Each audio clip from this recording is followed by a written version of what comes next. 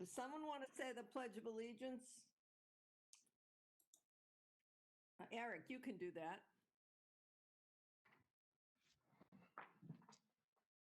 Pledge allegiance to the flag of the United States of America and to the republic for which it stands, one nation, under God, indivisible, with liberty and justice for all. Thank you. Okay.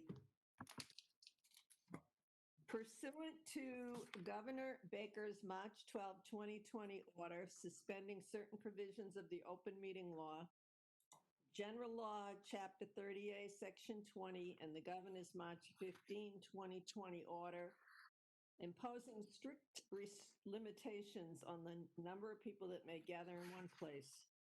This meeting of the school committee is being conducted via remote participation. No in-person attendance of members of the public will be permitted, but every effort will be made to ensure that the public can adequately access the proceedings as provided for in the order.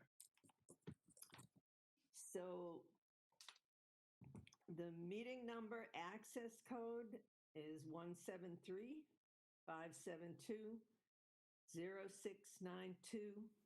The password is Tuesday. I think that's everything that I need to read. If it isn't, someone can let me know. The first item in our agenda is the approval of the warrant. Is there a motion? So moved. And second. It's been moved and seconded. Any question? All those in favor, Mr. Murphy, Abstain. Mrs. Bond, Aye. Mr. Foss, Aye. Ms. Simon, Aye. Chairman votes aye. That's 401. The next item in our agenda would be minutes, but we're postponing the minutes because there's some question, and Sharon is going to look at the tape and redo one section of the minutes. We will have them at the next meeting. Public participation. Is there anyone here for public participation for something that is not on the agenda? And Bob, I'm going to count on you to let me know.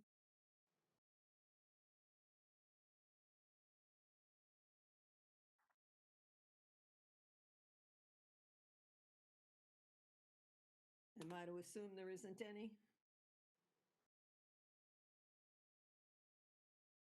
Bob, you're muted. Yeah, there's no chat feature, so there is no participants looking for public participation. There's no hands up. Not that I see, no. Okay. Moving on to the next item, information and reports, the student representative, Sarah. Oh, by the way, Sarah, before you start, I want to say you did a great job at town meeting. We're all very proud of you. Oh, and hang on one second while I take that a little further. I want to thank town meeting for not only providing us with the funding for a director of equity and diversity, but also for providing us the funding going forward. By adding it to our budget, it makes a world of difference, and it enables us to be able to fund the position, not just this year, but in the future. And Sarah, you played a big role doing that, and we thank you for your efforts. Now, That's my concern all along, so. Yeah, if you want to give your student report, go ahead. Director of Equity and Diversity. Yeah, thank you so much. I thought that was a very big win, and I was really glad to be part of that. So when it comes to the student report, I wanted to just give first on behalf of the student body. This week and the weeks before also has been a lot of time to get us adjusted to the new schedule, to everything that's been going on. So I'm really looking forward to the student surveys that are going to be sent out. I feel like that those surveys are going to be really valuable for us to realize what this new school year is doing to students. I think a lot of the questions are going to be related to stress, sleep, how has the school have been helping them socially, mentally, which I think those are all really important questions. I'm really looking forward to that. And I think a lot of students will be really glad that they have this opportunity to share some feedback for the schools. I got an email today from Mr. Sullivan about the new change in the schedule for Wednesdays, which I think is a good step. I really think, because I think we received feedback from it from the last survey about the schedule, and adding that 10 minutes onto lunch on Wednesdays I think is really beneficial, because I know that a lot of people need those breaks from the 7-period like continuous classes. So we're really looking forward to that. As far as the student body goes, we are now having our student council elections, so we're really excited to get things going in the school. Obviously, not all clubs are going to run, not all events are going to happen, but we're trying our best to make things possible. So one of the things being is student council. So we're going to have elections this week and like the next week. It's going to be an ongoing thing. So we're really looking forward to that as well. And hopefully I'll have more reports to give to you guys after all like the individual classes meet. Sarah, can I just interrupt for a second or add, just to let the committee know, Sarah was very helpful with the student survey. So I think she helped us shape some of the questions and make sure that we were asking the right questions. So I just want the committee to know that Sarah's really been working behind the scenes too, to make sure that we get the right information from students. So Sarah, thank you for contributing always. Yeah, no problem. Yeah, it was Mr. Larkin and Dr. Conti who reached out to me about feedback for the survey. So that was really great. So I think that's it for my student body report. I still have like some things to say regarding the equity piece, but I guess I can just say it right now. It felt really good after the town meeting. So we're really excited to get things going and get things progressed further along. I received a lot of messages from teachers, from classmates, from students. So I really think this was something that we all are really glad that it's happening. And I wanted to say thank you to everybody for making it possible. And yeah, let's look forward to the next steps. I think that's it for me for now. Well, again, Sarah, I just want to tell the committee, it's wasn't all about the new position. It's been about the work of the entire equity committee, of which Sarah is an active member. She's been working on some resources with a classmate, Prapti Shah. We shared with the committee. There was a video, again, you put together what microaggressions and more, and then some written stories. We shared those with the school committee. So when you have some time, I think they're very well done. And some principals are even using some of these materials as part of their faculty meeting conversations and their continuing equity work. So again, it's not just asking for town meeting for resources, it's also creating resources that that we all can use. So again, Sarah, we're in your debt. Thank you for contributing and creating. And I think, you know, it's oftentimes people can point out flaws, but bringing solutions to the table is I think just as important. So thank you for contributing the resources, and we look forward to using them to make the district better. So thank you. Yeah, no problem. Yeah, it was me and one of my other friends who's also been actively part of a member of the equity committee. And I'm pretty sure all the school committee members, I think you all have seen it probably. Yeah. Yep. Yeah, so I think this is a great tool to use at faculty meetings, especially because all the scenarios are from actual Burlington High School students and alumni. So I'm really looking forward to that as well. Thank you. So Sarah, thank you. Thank you, Sarah. On this topic, I would like to mention something.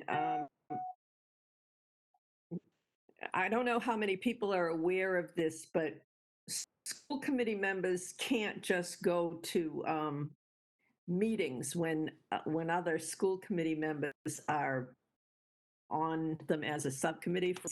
The Ways and Means subcommittee meetings, in order for a third school committee member to go to it, the meetings have to be posted.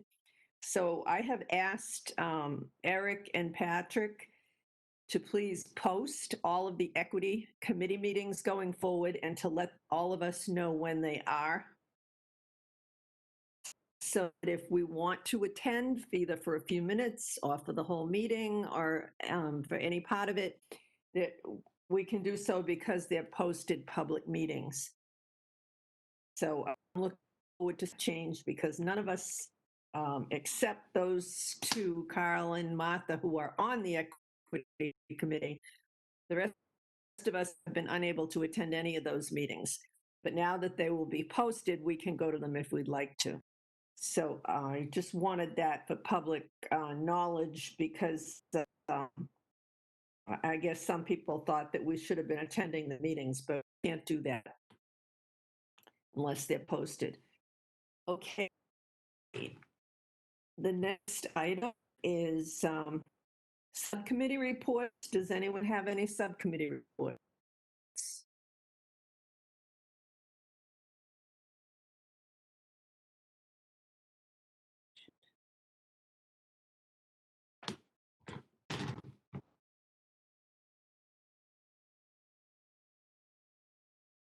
Can you guys hear?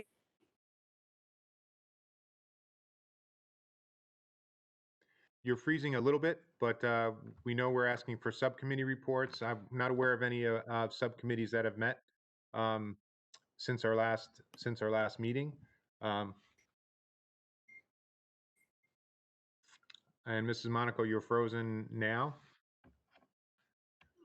Bob, can you all hear? right, can you hear me? Hear you? Yes. I'm told now that we you can hear me. So why Yes, don't we we can hear move you. on? And does anyone have a subcommittee report? I don't believe so. Okay, good. I shut the camera off. Maybe that'll help. Oops. Are there any subcommittee reports? No, Mrs. Monaco. Okay, moving I'm on. tempted to give one just because you've asked so many times, but I'll pass. Sorry, you guys all froze up on me too. So Ways and Means, do you have anything for us, John? This is Roger. If I can sort of take over. from Roger. John? I didn't see you, Roger. Hi, Yeah, Roger. I was a little bit lurking. Yeah, just, I think as John mentioned last week, the Ways and Means Committee has reorganized the school subcommittee. So John and Steve are here and they'll continue to sort of monitor things. But Steve Moran appointed me the new subcommittee chair, and we have two new members, Corey Case and Kelly Pappas, in addition to Robin Yaya. So you'll see our names in going forward. But other than that, I don't have any particular topics. John, did you have anything you wanted to add? No, just a few comments when the financials come up. Thanks. I just have a question. Does that mean that are Jaya and Rob no longer on the subcommittee, or are they also on the subcommittee? They are also on the subcommittee. It's a subcommittee of 5.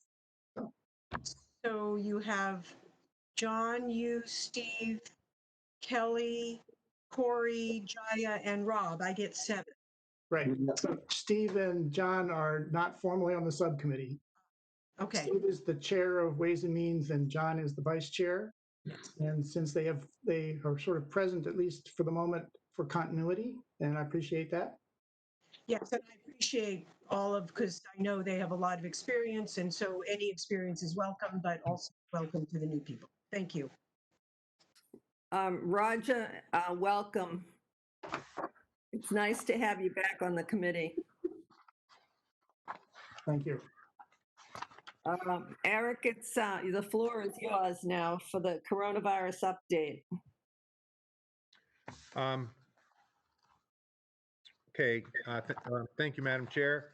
I just wanted to jump into some of the agenda again. The update should really start with gratitude. Again, our teachers are working incredibly hard. Our principals are working incredibly hard. We are trying to get into a bit of a rhythm, and really trying to have the and I'll mention the remote academy, the remote experiences be as high quality as possible. Mention them first, and then having the in-person as well. I think a big part of our getting feedback is also from staff.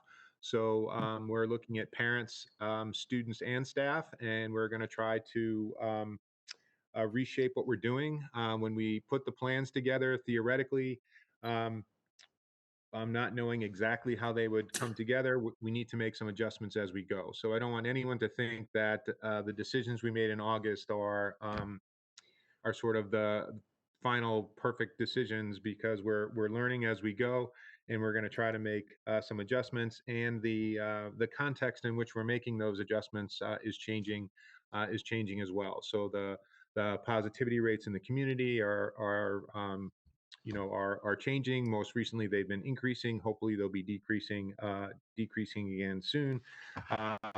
But everyone is really working hard to try to make this as much of a success as possible. And I can't express enough gratitude to the faculty and staff for as hard as they're working, and really adjusting to a new workplace. Madam Chair, the 6A and B, the student enrollment for 2021, and 6B really go together. And what I was trying to highlight for the committee is our overall enrollment is down slightly from where it's been last year, but we have seen an increase in homeschooling, students who are homeschooled. We also think we saw more of an exodus to private schools or religious schools that happen to be open for longer days and 5 days a week. So I have no doubt as we move forward that we'll end up reabsorbing a lot of those kids in future years. And I think some families had to make choices based on their needs in the short term. We work very closely with again, our homeschool families, and we will continue to work with all of our students who are looking for going elsewhere. The main part of the student enrollment that I wanted to share, and it works a little bit differently at the elementary than it does at the middle school and high school, is we really did try to balance the remote academy classroom sizes and the hybrid in-person class sizes. And I think a real change from theory to practice was we thought it would be relatively simple to move students between a fully remote and a hybrid classroom experience. And what we're finding in reality is that it would be incredibly disruptive, and we'd have to redesign basically everything from scratch. And so I know people are getting mixed messages. The Department of Elementary and Secondary Education is encouraging districts to allow some choice between the two. I think they really put out an unrealistic time frame expectation. We can't meet that time frame, and I know that we came out of the summer hoping for first quarter that we would allow families to make a choice between fully remote and hybrid. And I'm just have to inform the committee we can't do that. In reality, it would be highly disruptive to move teachers, and any benefit we got from relationships that are currently forming, we would lose. So really going to delay the allowing the switching of hybrid to remote or remote to hybrid until at least mid-year. We just are trying to build on the rhythm that we have. And if we were saying in November we were going to allow changes, we would almost have to redesign everything starting now. And that's not to say that if we're required by the Board of Health to go fully remote, we couldn't do that. That's a different problem. I'm talking about maintaining sort of the two instructional modalities, the hybrid and the and the fully remote. Allowing movement, large movement between both of those would be highly disruptive. It would also disrupt the middle and the high school schedule because there are teachers who are teaching both hybrid and fully remote classes, and we would have to reorganize their schedules completely. Again, we'd almost have to restart the year. And it took us a good 6 weeks to get the scheduling and get the planning down for where it is. So again, the responsibility of not being able to fulfill the intent of allowing families to make that switch first quarter is the responsibility is mine. I'll take full responsibility for that, but we really can't make those changes as easily in practice as we thought we could in theory. So, Madam Chair, I'm not sure if this requires a school committee vote. You could vote that we would have to do this, and I'm not sure we could we could do it. So, I'm just trying to be realistic. And again, I'll take full responsibility. If there are crisis cases, we deal with crisis cases all the time, and we will continue to do so.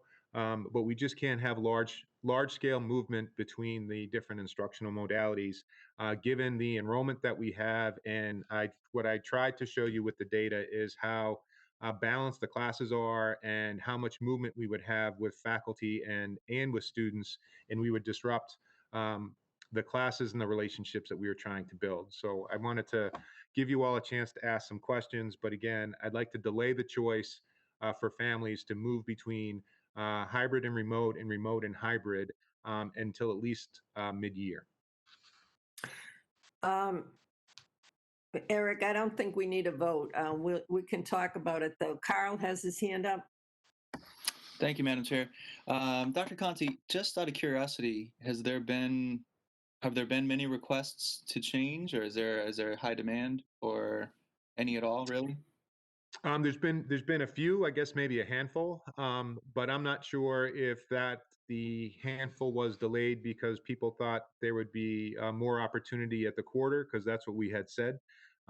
So the parent survey, I was hoping once we get more information about potential changes, that I would have a better answer for you, or a more accurate answer. But we basically have had a handful, but people have been, I think, pretty patient and wanting to stay in their first choice, at least initially. Thank you. Tom? As far as whether it's the end of the beginning of the year, you also seem to leave a little wiggle room because you said at least, so potentially it might go longer than that. Is the limiting thing the social distancing issue? Is that the space problem? Mr. Murphy, that's part of it. It's also, we don't have the staff, so I don't have a whole lot of room in remote classes to move students from hybrid into remote. And I don't have a whole lot of room in school with social distancing to move students from remote into the hybrid without moving staff. So I'd have to move a whole bunch of staff in and out of that different modality, and we'd have to break up classes. And again, the whole point of having the classes settled is for the students to develop some relationships online or in person. And so it just isn't going to, it just wasn't as easy it's not proving as easy as I thought it would be. So again, it's certainly my error in judgment. Well, I wouldn't call it an error in judgment. I mean, obviously, we're all doing things for the first time here. I think it made sense doing it the way you did it. And I understand the problem, but from the sound of it, I don't see how, if there is some large desire to move students from into the hybrid or from remote into the hybrid. It doesn't sound like we really have the capacity to do that to any great degree, and that situation could very well go forward for the whole school year. Well, again, Mr. Murphy, I think we could, but what you'd probably end up seeing is you'd probably have classes between 24 and 27, either in the remote situation or in person. And then you'd see subsequent classes that would be really small, maybe 5 or 6. And I think the inequity would be amplified. And then I'd have to start moving staff, or I'd have to start moving kids. And then once I start reforming classes, it would almost be like starting over again. So that's a bit of the challenge that we were finding. Now, if I had a perfectly equal number of kids who wanted hybrid versus remote, or we could make some one-to-one swaps, or there's some teachers. I mean, there are some scenarios where it could work. It's just not going to be. I thought there was going to be a little bit more wiggle room, but I think in showing you the numbers, the classes are relatively well balanced and the relationships are forming and being developed. And I just don't want to lose that momentum. But I don't, not to belabor it, but Yeah. I don't understand how we could have 24, 25, 26 kids in an elementary classroom under the social distancing guidelines, unless you went to a 2-on, 2-off type of a deal like you've done at the other levels. Well, that's what we'd have to do for the hybrid. We could probably move those large classes in fully remote, but I'm sure the remote classes are hard enough to teach right now. And for me to add more students and bump those class sizes up, I think would be the wrong thing to do for the remote teachers as well, Mr. Murphy. So I think we tried to create some balance. And again, we probably have some room for a little bit of movement, and we're really looking at this on a crisis, a case-by-case basis. But in terms of, I think how we sold it, which I just want to be honest about, is we did say that we would allow for sort of movement. I think the Department of Ed said that we should allow for some movement. And what I'm hearing from all of my colleagues is it's harder than everyone sort of thought. And then what we also heard from the Department of Ed was, oh, we really didn't mean that. It's not a mandate, it's a local decision. So I guess if it is a local decision, what I'm saying locally is I just would like to put it off. Our principals are feeling like they're just finishing or getting routines down from the start of school. If we were to disrupt everything, I think it would just be problematic. And I would worry about losing some of the precautions and safety measures that we have in place. And again, the primary issue for me would also be the relationships that have been started to form in classrooms we would disrupt. Okay, thank you. Yeah, Catherine. I just, and my understanding is too that you're not doing this without getting feedback from parents and teachers and students. There's a survey I think that's out there that you're waiting to get some results on, and this some feedback on it too. Is that correct?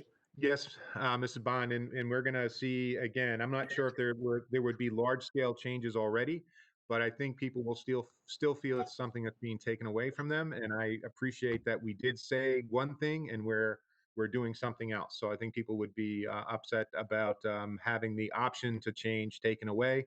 But I also want to say that if we're forced to go fully remote, then we're taking all options away anyway.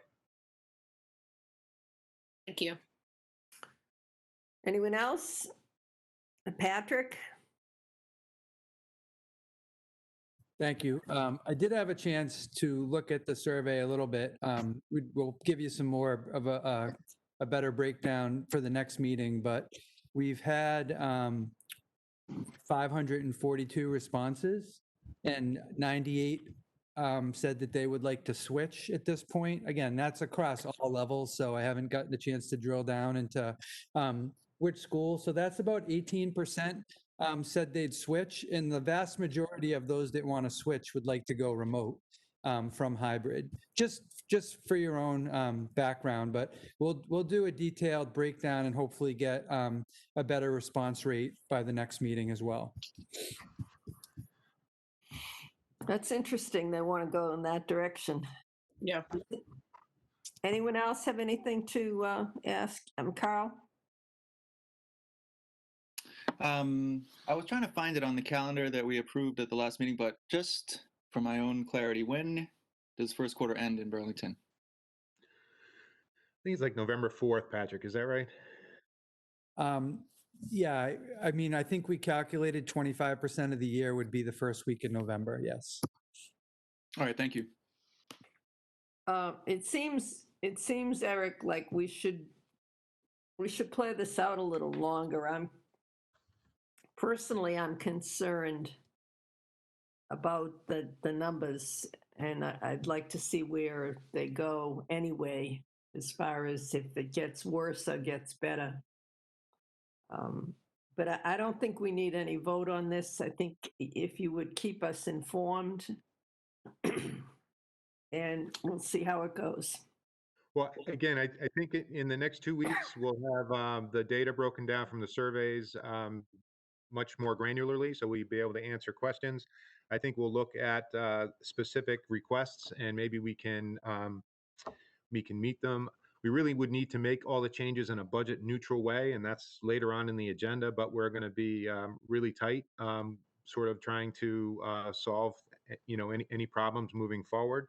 So I just think I think it's going to depend how disruptive some of the solutions are, but I think we can talk through those disruptions, and if the committee feels it's worthwhile, or I feel like we can live with some of the disruptions, then maybe we can allow more choice. But again, I did misjudge the amount of disruption that movement between the two modalities would have, and I think in listening to our principals, they really wanted to stay where they are, just for as long as they can. So and so we're not going to meet the first quarter commitment that we made at the start of the year. While we're on this topic, I have a question. You've been asked before, but it's time to ask it again. From the CPAC about full-time for special ed kids. Do you have any ability to project at all when we might be bringing some of those kids back in for more time in the buildings? And I think the remote part of their day, Mrs. Monaco, is an important part of their day, and I think not everyone agrees with that.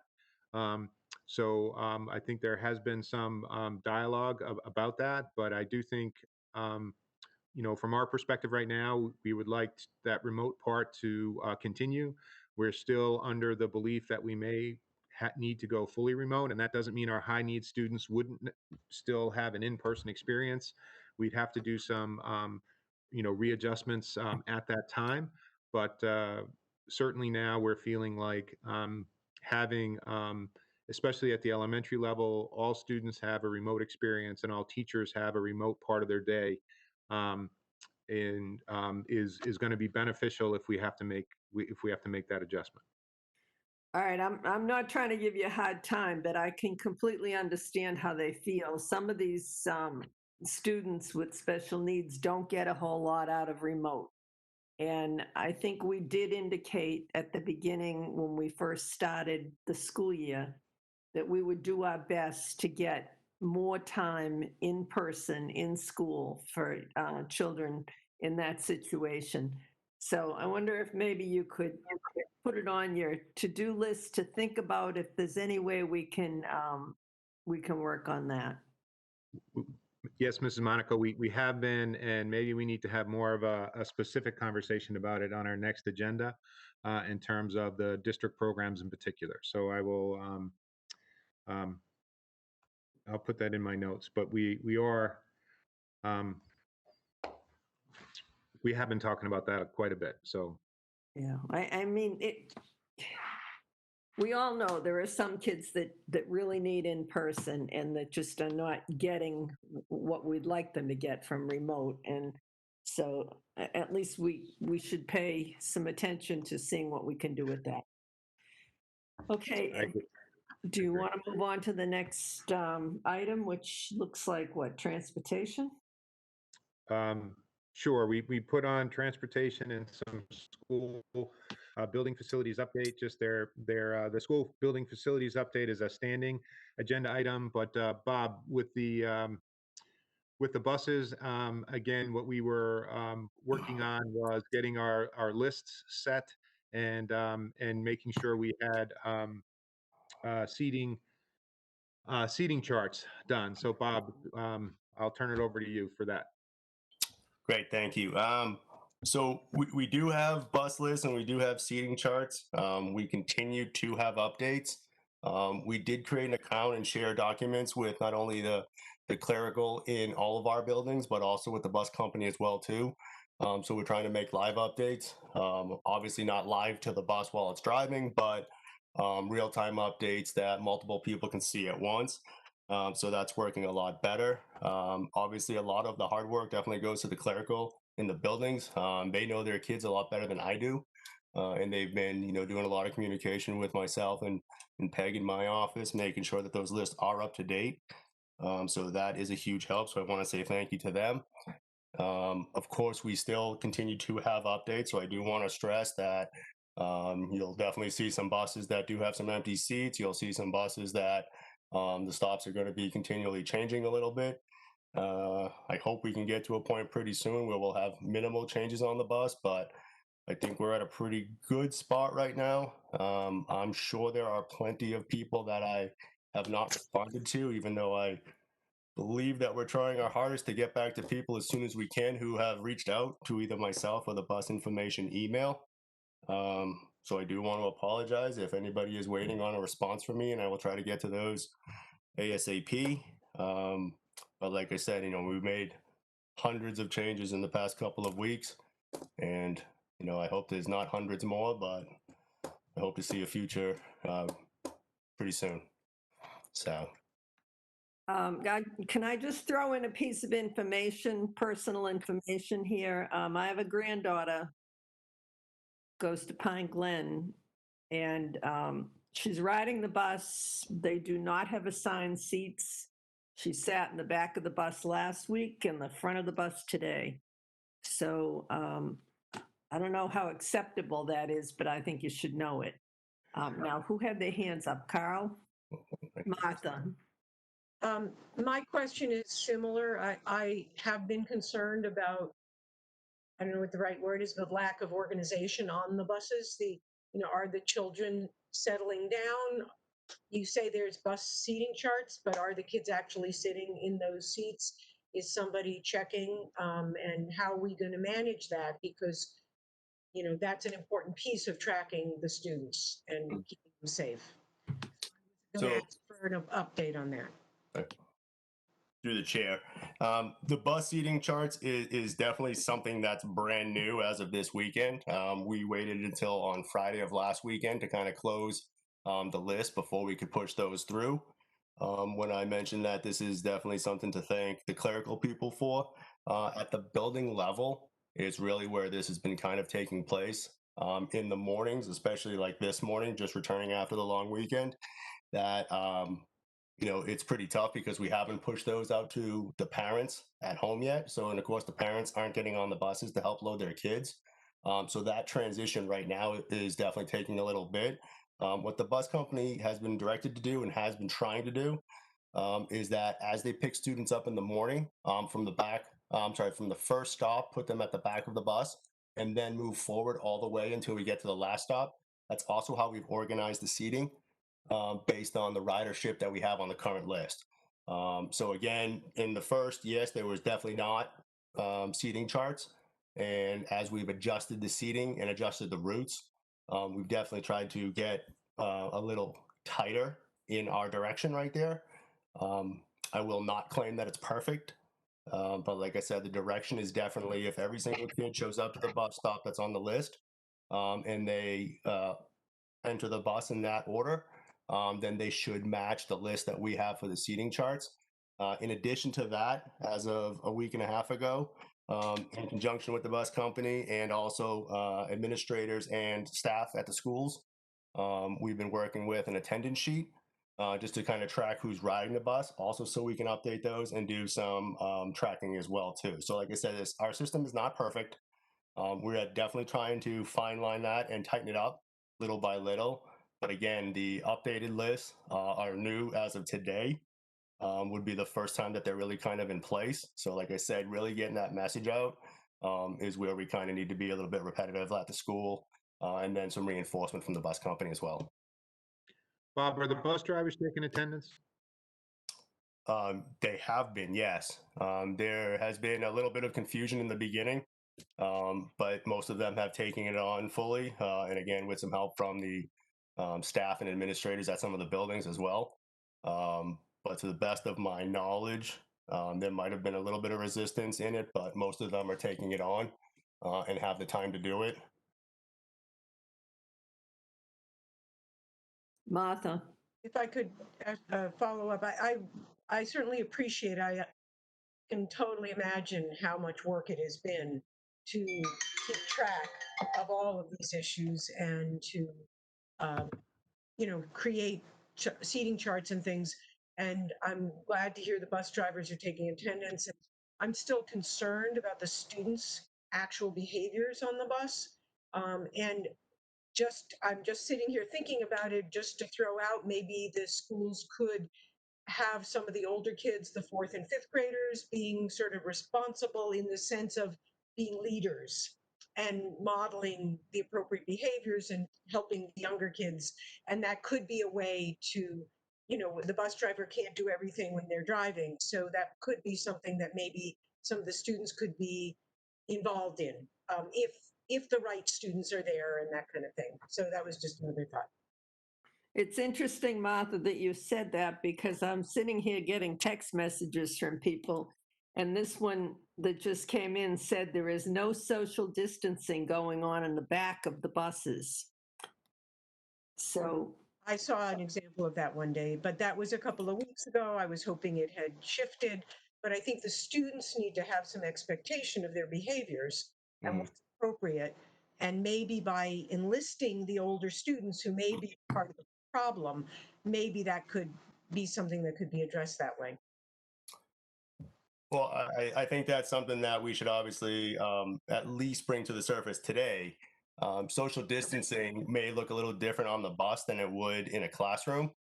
For example, there is not the 6-foot rule, as the seats are not 6 feet away from each other. While there are X's on the seats, so in a perfect world, if we had one rider per seat, that would give them the most distance because they would be alternating in the rows as far as left to right. But when we have families, or siblings are able to sit together. And since we are loading from the back of the bus forward, it definitely gives the impression that, the back of the bus is definitely more stacked and that social distancing is not necessarily taking place. But again, given the guidelines from the state,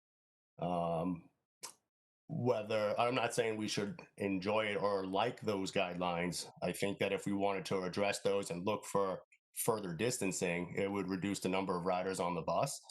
But given the guidelines, I think that, it may look more like it's less social distancing than actually is. But again, the ridership numbers are down to about 30% of the capacity of the bus. If I could, through the chair, yes. the bus I saw, and again, it was a couple of weeks ago, the students were not sitting in alternate, they were clumped together, standing up. They looked like the older kids. I think the families need to be talking to their kids about how to be appropriate and safe on the buses. It's not easy.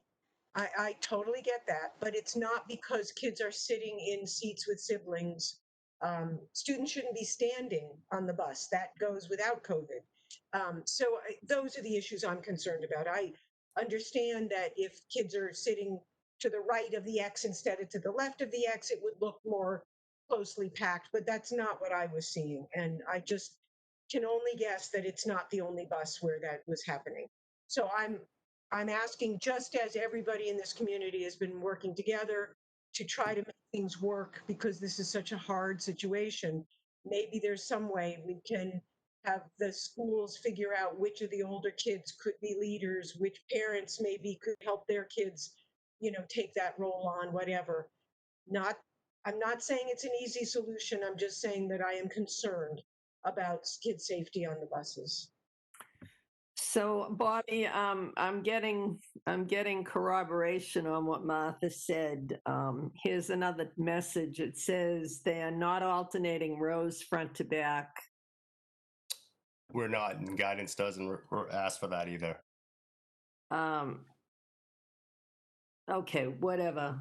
So I'm sure you can take a look at what's going on and tighten it up a little, or I don't know, I guess either we hire bus monitors and we can't afford that, or we ask the bus company to put a little more effort into it, which might be a good idea.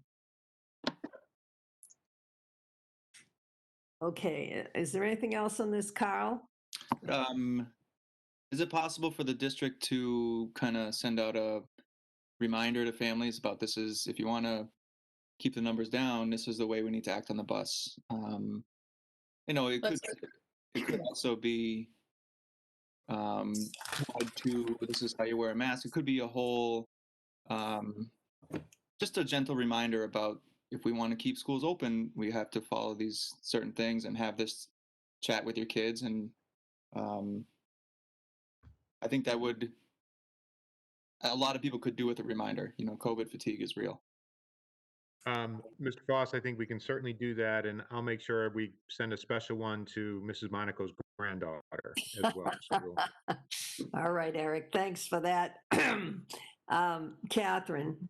Yeah, I was just going to add to, what Carl was saying, that maybe send some sort of a visual out so that people can show their kids what the bus should look like when they get on it. It's one thing to tell them, but some kids are more visual than other kids. And it's one thing to say, yeah, the other side, but I think it'd be parents too.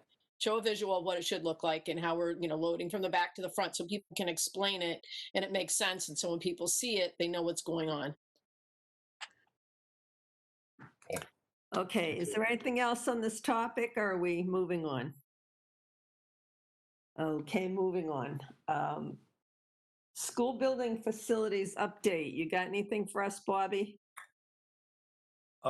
There is plenty going on in the buildings. I don't have a presentation or anything that would really, wow this committee. I do want to obviously commend again the custodians and the maintenance department.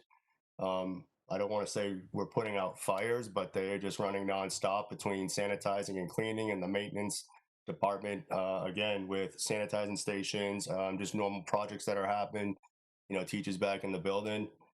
We need a few more hours every day to make sure we can get everything done. But like I said, there's just a lot happening. And, again, just want to thank them for the work that they're doing. We're working on warrant article projects, building projects, again, day-to-day stuff. So, again, I don't want to bore you all to death, but again, just want to thank them for the work that they're doing. Bob, there were some commitments we made earlier, and I know you and I spoke about it, but just to confirm for the committee, air quality testing is ongoing. Is that correct? Air quality testing is ongoing. They are doing random samples.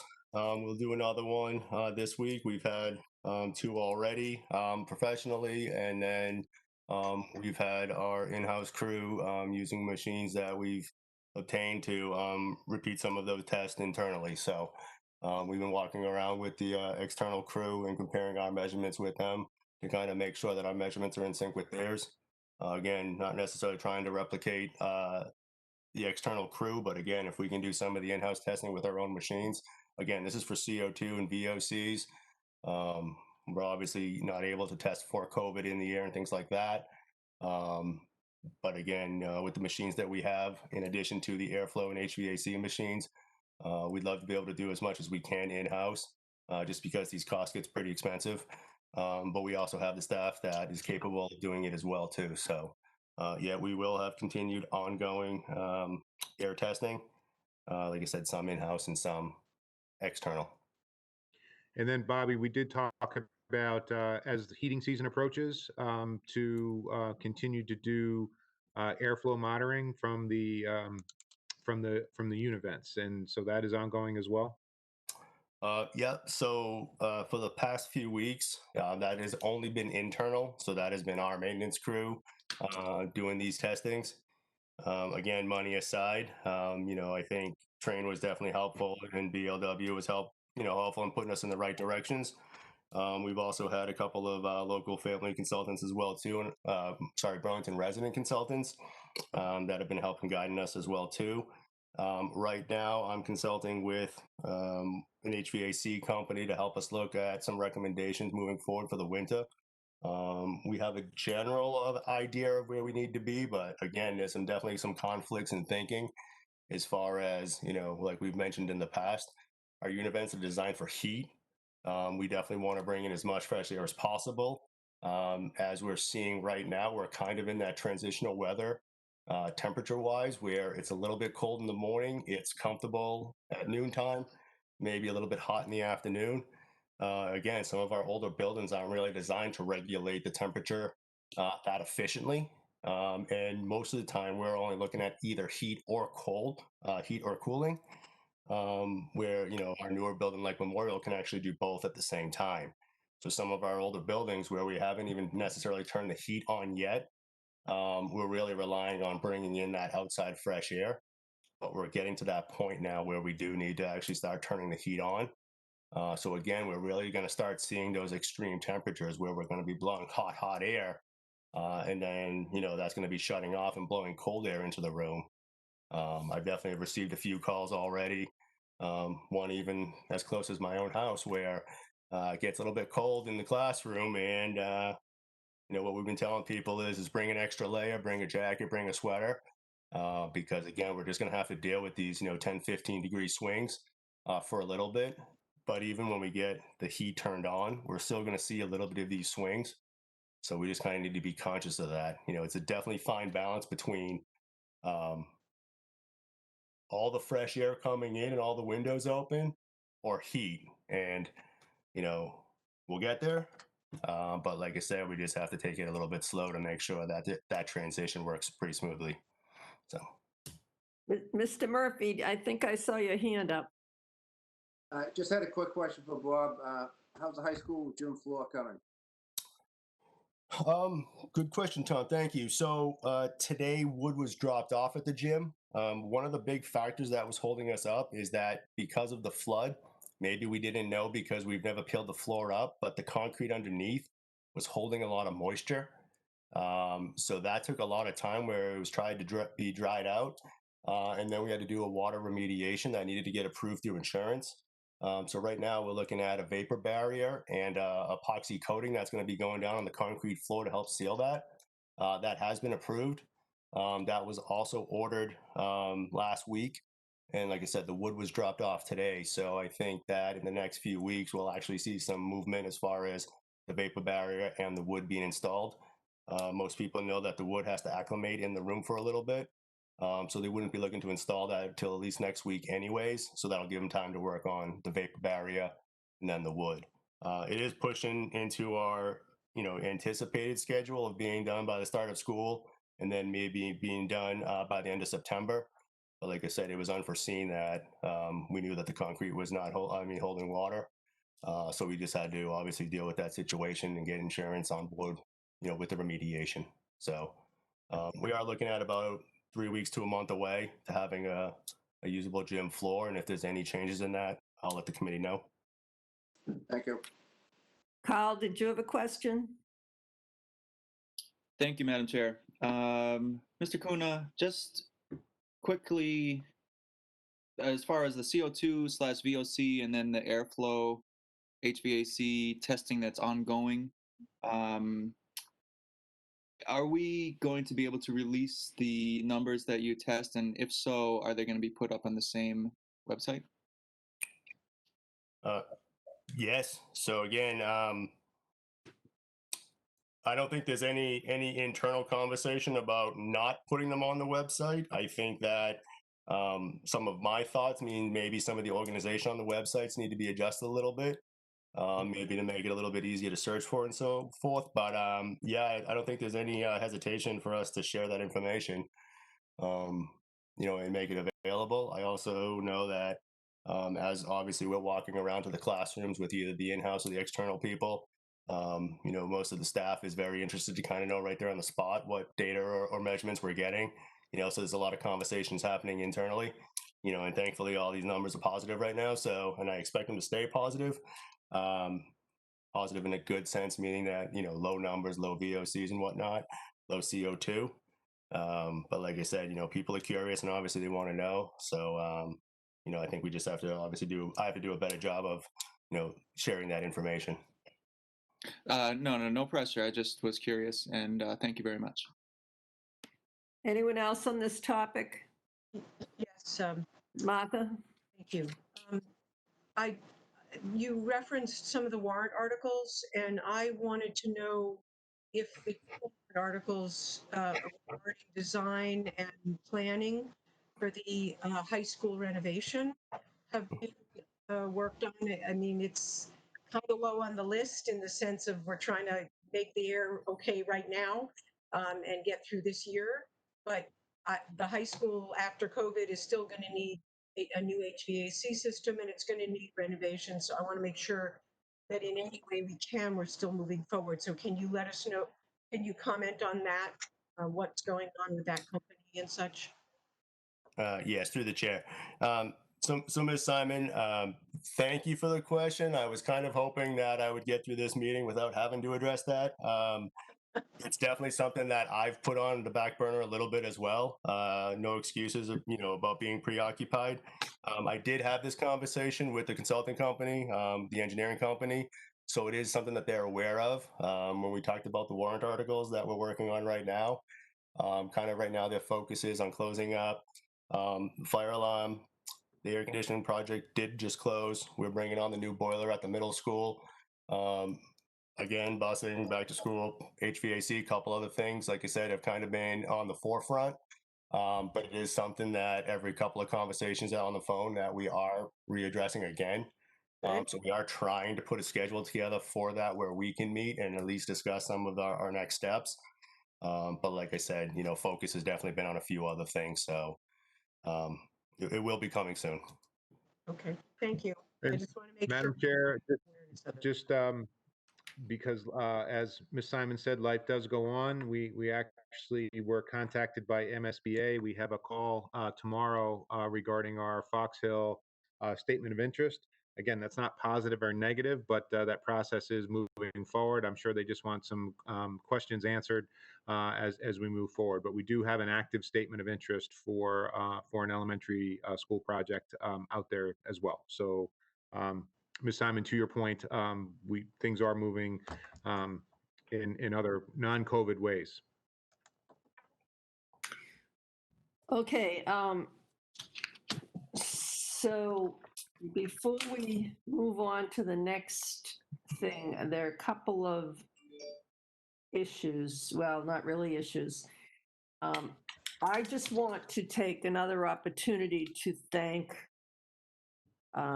Ed Weiner and Susan Luminello at the Board of Health. I have certainly had a great opportunity to get to know them both much better than I ever thought I would. They're great. They're doing wonderful work, and I want to thank them profusely. I also would like to hear from Patrick on what happened at the Board of Health meeting tonight. He's our representative, and he has been at the last two meetings for the first few minutes, and I wonder if Patrick has any update for us. Just getting my camera on. Thank you, Madam Chair. Yeah, it was a brief update. As everybody, I think, knows at this point, we haven't had a positive case from one of our classrooms since October 1st is the last time we had to send one of those district letters to let folks know that we had a positive case. I updated that sports had started, kind of gave an overview of how high school sports is going. There was a question about the busing as well from the Board of Health. And my answer was that we do have seating charts that have been passed along. And I guess from what I'm hearing from our discussion here with the school committee, that is still an ongoing process. So again, nobody's more frustrated than I am with the bus company because I'm the guy that has to help with the contact tracing when we have a positive case. So I know Bob's been working really hard to get that together to make life easier. But again, I just want to credit Dr. Weiner and Susan Luminello from the Board of Health, who's been such a valuable asset to us on the school side, of course, working with Barbara Conley, who's done the bulk of the work on our end. But anytime we need them, they're accessible. And I know even though the numbers in the school are not rising. Knock on wood, we haven't had any new cases. I know the same cannot be said for the town. And my reason for saying that is I just know how busy they are on the town side, but they're still able to support us whenever we need any information or have questions. So again, I just want to say at this meeting, as I did at their meeting, a thank you to the members of the Board of Health, and particularly Susan Luminello and Christine Pollock for all their support of the schools. I don't think we would be where we are right now without their support. And they also, likewise, Dr. Weiner wanted to thank the school committee for the collaborative effort to get schools open. Patrick, did you happen to mention to them that there were 2 nurses who were willing to help out with the flu clinic? Yes, that's been passed along to Susan Luminello. Yes. Okay, great, thank you. Does anyone have anything else on this topic?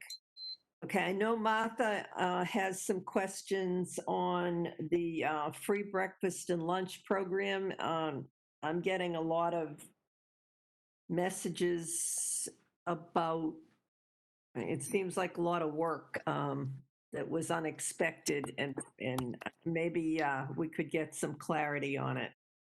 Just, Madam Chair, before you move on, Ms. Simon, if you could just forgive me for 1 second, while you're talking about the flu clinic, the state and the Mass Department of Public Health is requiring students to have a flu shot this year prior to the end of the calendar year. So I do think any families that want to take advantage of the flu clinics or the upcoming opportunities in the town of Burlington that the Board of Health is putting together, please make sure you take advantage of it, because just like immunizations, students are going to be required to have a flu shot according to the Mass Department of Public Health by December 31st, by the end of the calendar year. All right, Martha, go ahead. Well, regarding that, is it possible for us to tell people tonight what day the flu clinic is and where? And It's the 17th. 17th, is that this coming Saturday? Yes. And it's where? Burlington High School? Okay, and at what time? I don't remember. I think it's like 10 to 3, or I'm not sure of the time. I'll look it up and share that with you when I'm done with this other question. Also, in regards to the Board of Health and Mr. Larkin mentioning that sports have started, I wanted to. It's 10 to 1, 10 to 1. 10 to 1. Thank you very much. Yeah. Well, I had the 10, I just didn't have the 1. So any way that we can just share that information, I'm pretty, was it already out on the school's website? I don't know, it's the Board of Health that's doing it. They just asked for help because one of their nurses is unavailable. And so we have a couple of our nurses that graciously offered to help. Well, I really thank the Board of Health nurses and also our nurses that are helping out. But is it something you could push out on the website just so parents get that? Because I think it's, as much as we can help families get that done. I know at my health clinic, they were telling me they weren't taking flu shot appointments until November. So there are a lot of different ways that people can get it also, not just from there. And then, did you want to say something? So Yeah, it's on the blog already. Oh, okay, great. And it's on the town's website, the homepage as well. Yep. Good. And I also wanted to just comment about the sports starting. When I heard that there were going to be sports this year, I was kind of worried.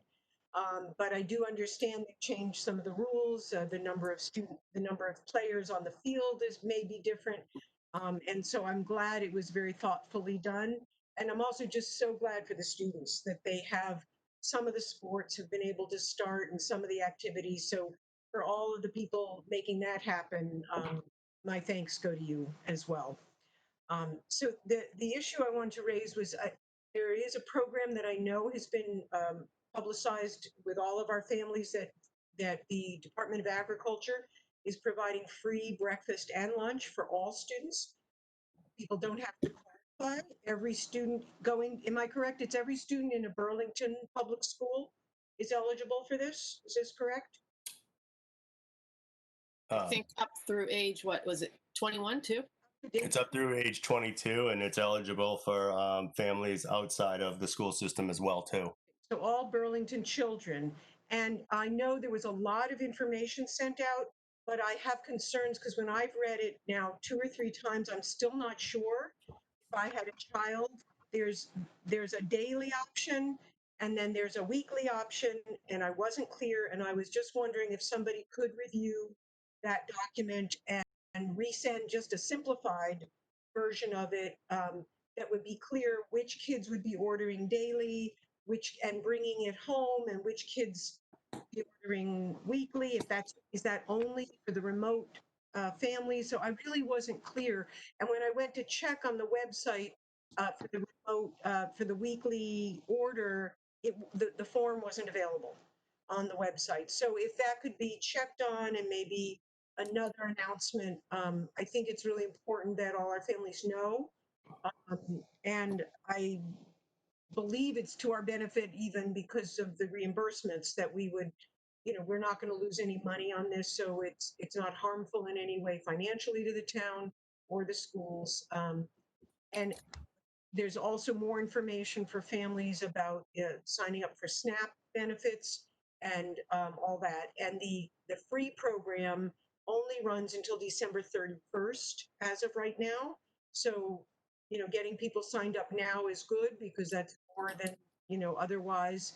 And then if it isn't continued to continue to update parents on what's going on.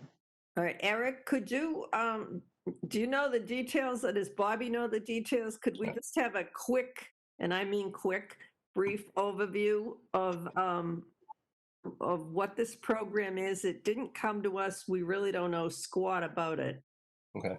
Yeah, I'll try to be quick, but I'll take any questions you may have. So first and foremost, just recently it was announced that the program will run until June 30th of 2021. So Excellent. again, as long as there's funding, the extension goes until the full calendar year. That being said, while it may be confusing that there is 3 options, the 3 options would be you have a student that goes to school and then chooses to get lunch and either take it with them to either after school or home. That's an option. Even if your student goes to school, you can choose to pick up your food either daily or weekly. So you can get a larger content of food and take that home for the whole entire week. If you are a remote student, and again, you're not dedicated to being remote or in person as to how you pick up your food, there's just multiple options on how you can get it. So, yep, you can do daily pickup. You can do daily in school and then take it with you after school or when you go home. And you may have a family that has multiple age kids. So you may have some kids that are in school for the whole day. You may have some kids that are not in school at all. And you may choose to do a daily pickup or have your one child pick up during the day while they're at school. And you may choose as a family to then pick up weekly food for the home and your other children as well too. So while it seems confusing, the more options the better. Because again, if you're looking for food, filling out the form and requesting it, we can give you numerous ways of how we can get that to you. And so can we send out a simplified, there are 3 options for everybody, whether you're remote or in school? And then is there some way we could ask either the food services people, Karen, or someone, or building base to check up if there are families who they think might need it, who are not, to do a little outreach to those families to make sure they know about it? What about language translations, things like that? We can definitely do that. I can't think of the name off the top of my head, and I can look it up in a second, but there are a couple of websites that the state actually puts it on because you're in the program to let you know the locations of the food that can be picked up. So even families that either don't participate in following our blogs and website, who may be looking on the state website, could then find those locations and those times to be able to fill out those forms as well. So again, it's the attempt to try to reach out to non-families that are attending our schools. And then finally, if someone could check on the website, because when I tried it today, I could not get the form. Okay. So again, Ms. Simon, I think your point is we want to take advantage of this program, and I will say in the week or 2 it's been running, we have seen a vast increase in the number of students participating in the lunch program. So I do think we got the initial wave, and I think it does make sense for us to follow up to make sure we're trying to capture as many people as possible. There are not without some logistical issues because we were maybe serving, say, 30, 40, 50 lunches, and now we're serving hundreds. So I think we just have to get the logistics down and the lunch distribution part down. But I think it's a good problem to have. That we can feed students breakfast and lunch without cost. So we are working on that. And again, principals have really looked at a lot of the building based logistics as well. And so I do think we have some room for growth there too, Ms. Simon. And we'll try to make sure we capture as many families as we can into the program. And finally, I just want to say for families who are choosing not to do this because they prefer to provide their own food for their children, that's fine too. This is not meant to be everyone should do it if they don't want to. I just want to be sure that everyone who would like to use this program knows about it and has access to it. Thank you. Okay, did someone else have something to say? No? Okay, Eric, let's move on to communication. Chris, can I interrupt for 1 second? Sure. Go ahead, Michelle Bob. Smith has her hand up. Okay, go ahead. Hi, I saw that Heather Peckham had a question on Facebook, and I suggested that she join the WebEx to ask it, but she wasn't able to and asked me to relay it. So her question was, what is the minimum ACH that you'll meet when the heat is turned on? Do you know the answer to that? So again, the minimum ACH that we're shooting for is going to be the ASHRAE standard. So it's right around 3. And again, depending on size of the room and whatnot, we're not accepting minimum as the goal. We're saying that every room we obviously have to address individually. And with the colder season coming up, obviously we're looking to, see how we can capture like the best clean air coming into rooms and maintaining that. So air changes obviously can be handled in multiple ways, whether it's fresh air coming in, whether it's filtered air in the room changing over. So like I said, I think trying to definitely meet ASHRAE 62 as a minimum, and then above and beyond is our ultimate goal in every applicable case that we can. And then if there are ones that don't meet that, then obviously trying to address them individually so we can have as safe as possible plan for our staff and students. Okay, everybody good? If so, Eric, can you move on to communication, please? Yes, Madam Chair. Again, emailed you this morning the draft, I want to stress draft, Director of Equity, Inclusion, and Belonging, part of the title that I discussed. We looked at some job descriptions that were provided. We did some editing. Patrick and I, Ms. Purchase, worked on some of the editing. Madam Chair, I wanted to share it with the committee, which I did. I'll make a few points and then mostly listen. I wanted to suggest that we do this like a policy. So no expectation of a vote tonight. So we would do a first reading and a second reading so we could get more input over the next couple weeks, and plan on a vote October 27th, which would be your second meeting in October. I think there was some conversation about where this job sort of should fall in the hierarchy, and I think there were lots of good suggestions. But then it comes down to the reality of the titles people have and how we pay people. So I think the title that gives us, I think, the most flexibility is a director title. I think this position is going to be working 12 months. Most of our 12-month employees who are not principals are directors.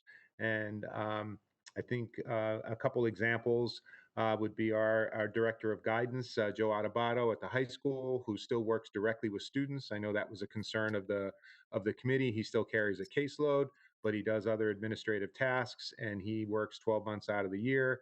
And again, another example might be our director of ELL, Again, also a 12-month employee. She does summer programming. She works directly with works directly with students, provides services, also works on curriculum, which I think was an important part of some of the emphasis of this position, and also provides professional development. So again, my recommendation to the committee is that this be a director level position. I think that would fit the other director level positions that we have, and then really try to look at some of the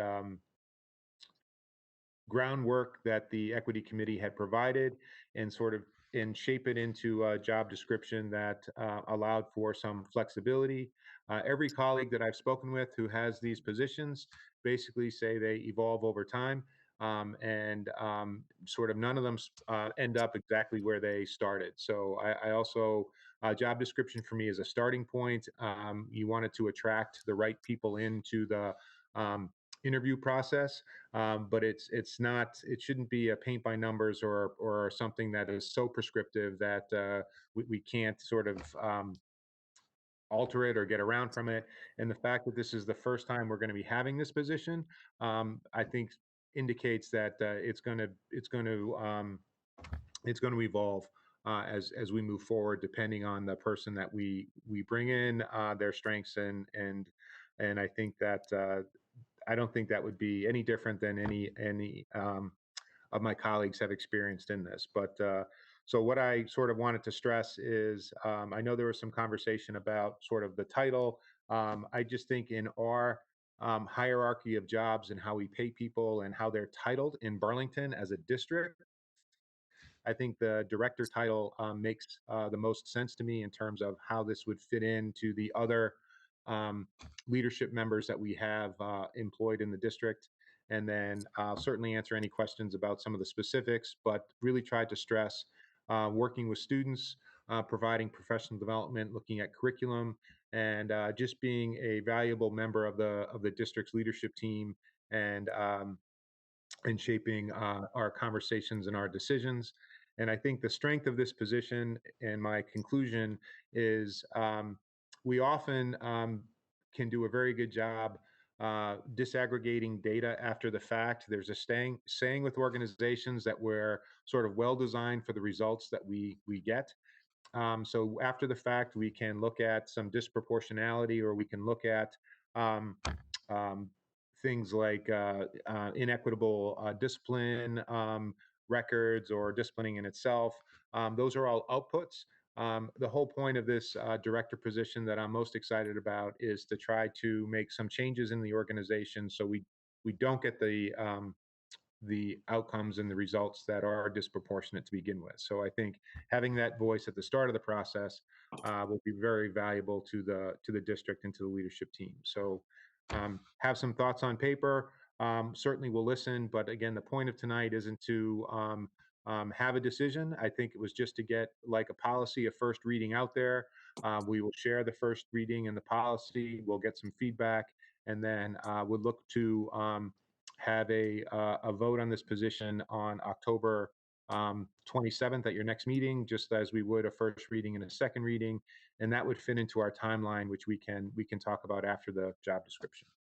Okay, are there any questions, any comments, any discussion? Okay, the one thing that I would say, Eric, based on my reading of it, I guess what I'd like to see is not necessarily as part of the job description, but just as an aside, I'd like to have some kind of an idea of what the daily interaction would be of the director with students and other administrators, teachers, etc. I'm finding it a little bit hard to picture, like it's obvious what Joe Adubato does every day. I just like a clearer picture of what's going on, but not necessarily as part of the job description. Again, I would look forward to that. So I think we can talk about how this looks like in some other districts, some other places. Yes. I also think our director of ELL might be a good model for us to look at as well, because she's in buildings almost every day. She's working with students almost every day, checking in on them, and just making sure that, again, we're meeting the needs to begin with, not just after the fact. So I think, but Mrs. Monica, we can certainly put together what that would look like from a daily interaction perspective. I know you have a lot of colleagues who have these positions, and you probably have some pretty good stories about how they evolved. So if you want to pick a couple of good ones to tell us at some point, that'd be interesting as well. Again, interestingly, not as many colleagues as you would think, and I think this position is growing in need, and I think more and more districts are bringing these positions on, but it's certainly not a position that I would say is ubiquitous across school districts. But there are enough now where I think there's a cohort that we can learn from. And not only that, I think there's a cohort that we can provide some support to this individual in our district as well. So I think a lot of the support that we would provide would be in the district for students and some of our faculty members. But I think this work is going to happen between districts, at least from my conversations. It's work we all have to do. So. Okay. Are there any other comments on this, Martha?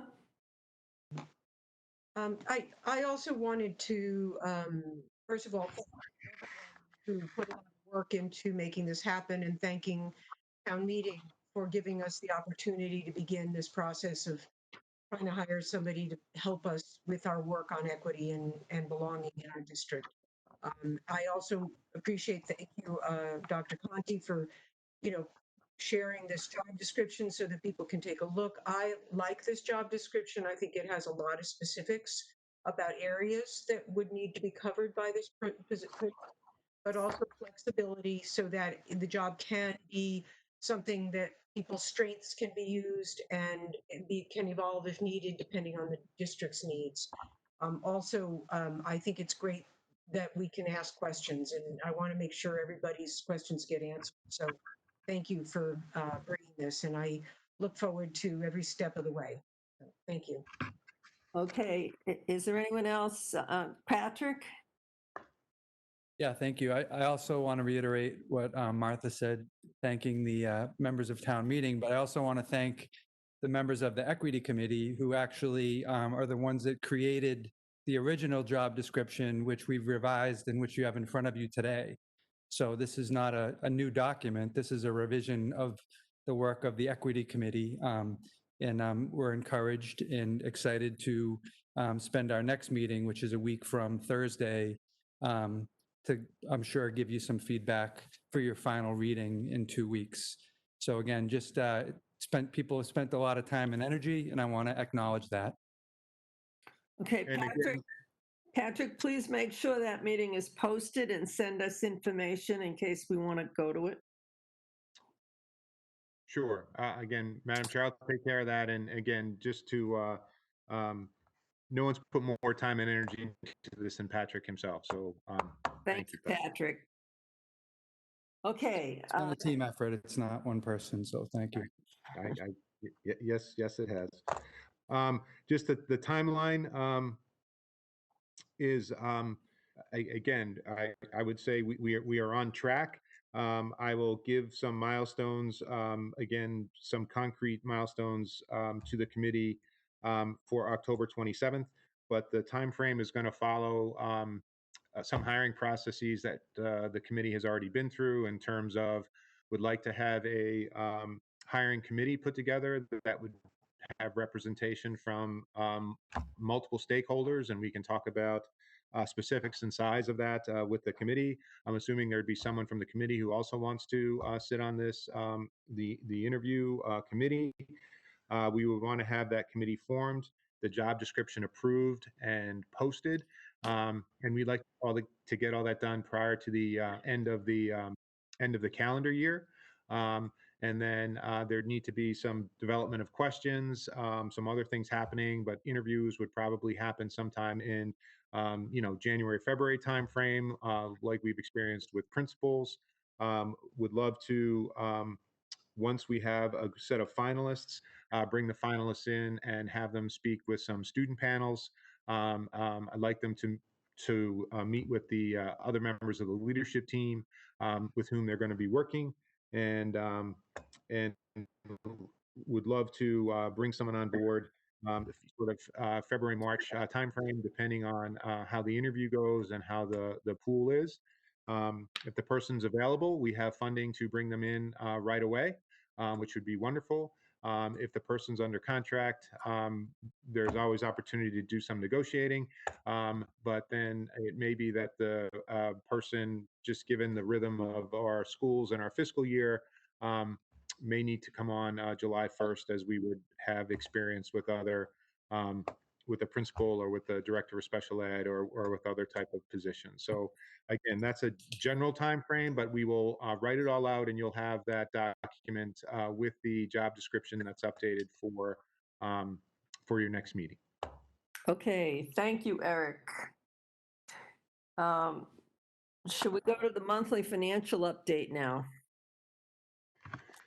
Madam Chair, yes, and I see Nicole's there, and I just want to highlight a few things, and then Nicole can correct me, but I just wanted to, the format, we added a few things this time, so if you look at skipping the revolving, we'll go back and do the whole summary, but I just wanted to point out a couple things. If you look at page 2, which is the fiscal 21 operating budget.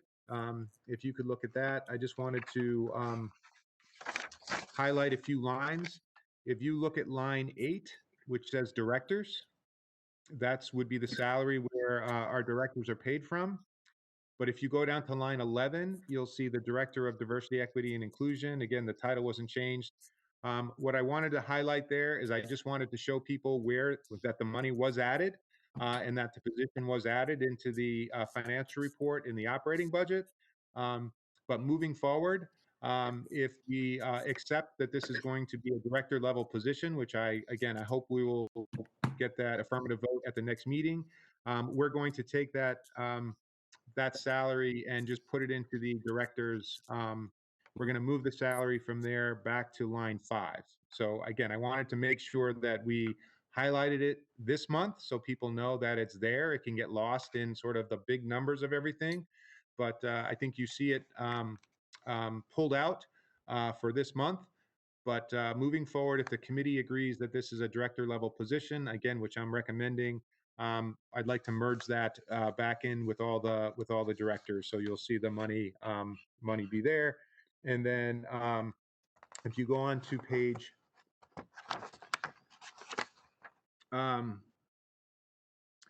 page 3, and Nicole will get into some specifics there. I just wanted to share with the committee that there was the $350,000 reduction that we tried to identify from there. So with that, Nicole, we could go back to the full report, starting with the revolving fund summary on page 1.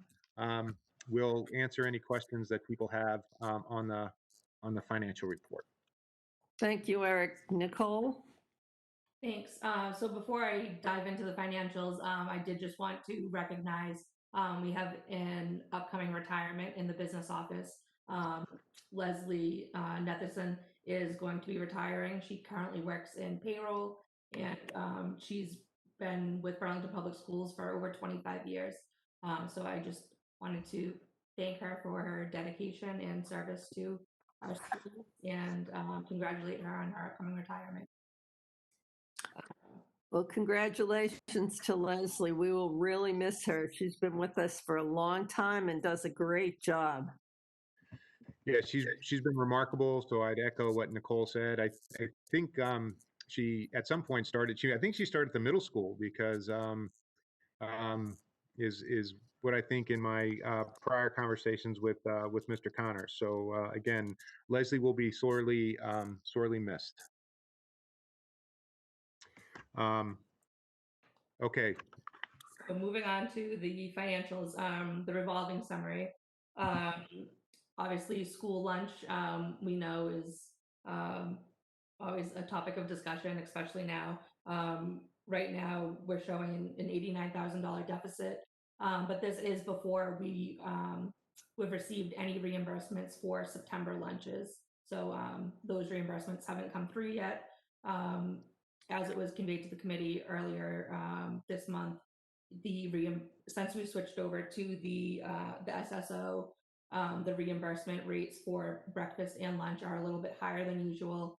I believe participation has increased, so normally we trend around 30,000 in reimbursements. I'm expecting that to be a little bit higher, but we'll know more once we receive that reimbursement. Second, the second line down, 359, you'll notice that this hasn't been on the reports previously.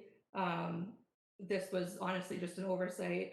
Back in Maytown meeting of 2019, the body voted to add this revolving account that would be able to be used for the upkeep of facilities, and the funds in this account are generated from the surplus school space that we rent to lab.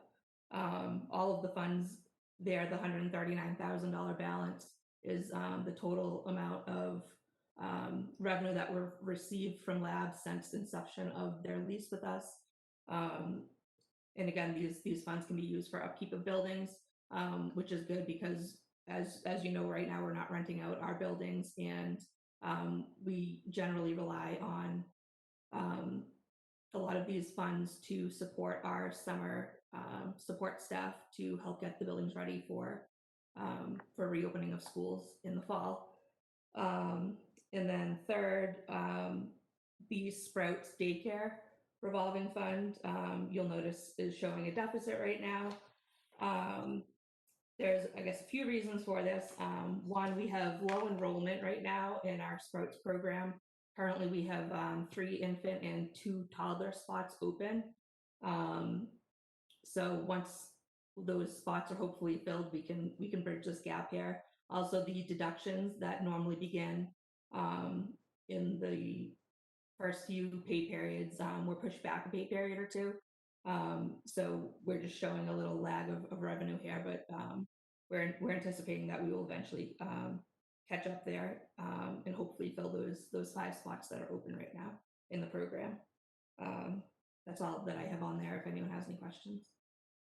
Are there any questions? Mr. Eiler. Thank you. I didn't want you to miss me too much. Nicole, great job for seeing a lot of my questions there. Thank you. I wanted to, before I go on this, I just wanted to, I didn't get my hand up quick enough on the Director of Equity position. Is it possible to get a copy of the draft job description so that we can comment on that? Or great. Thank you, Dr. Connie.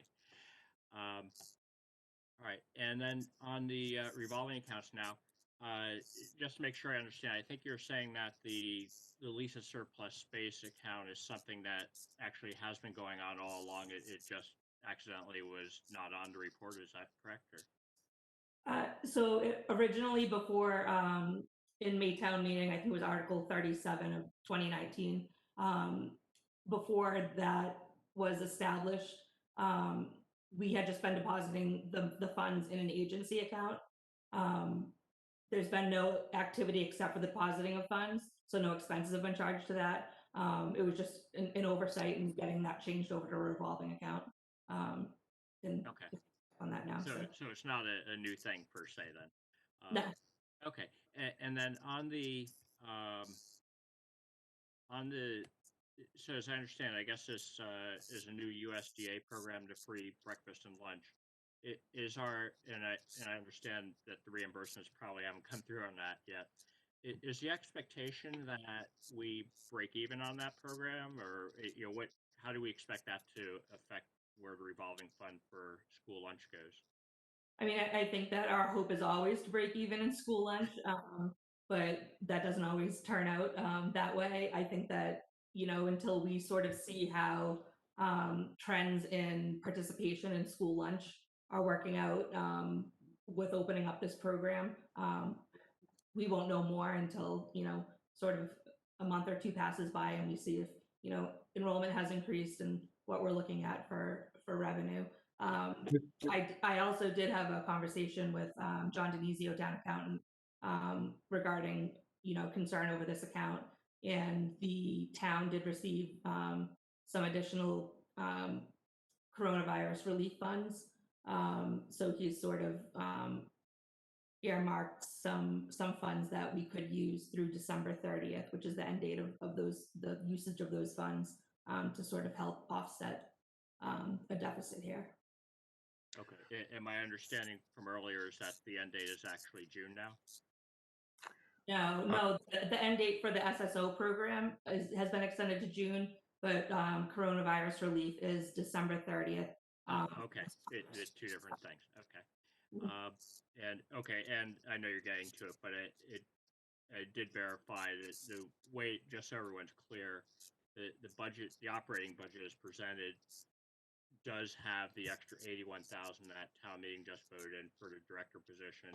And as Dr. Connie pointed out, there is the offsetting $81,000 expense showing up. So that's sort of a net zero in terms of the budget presentation.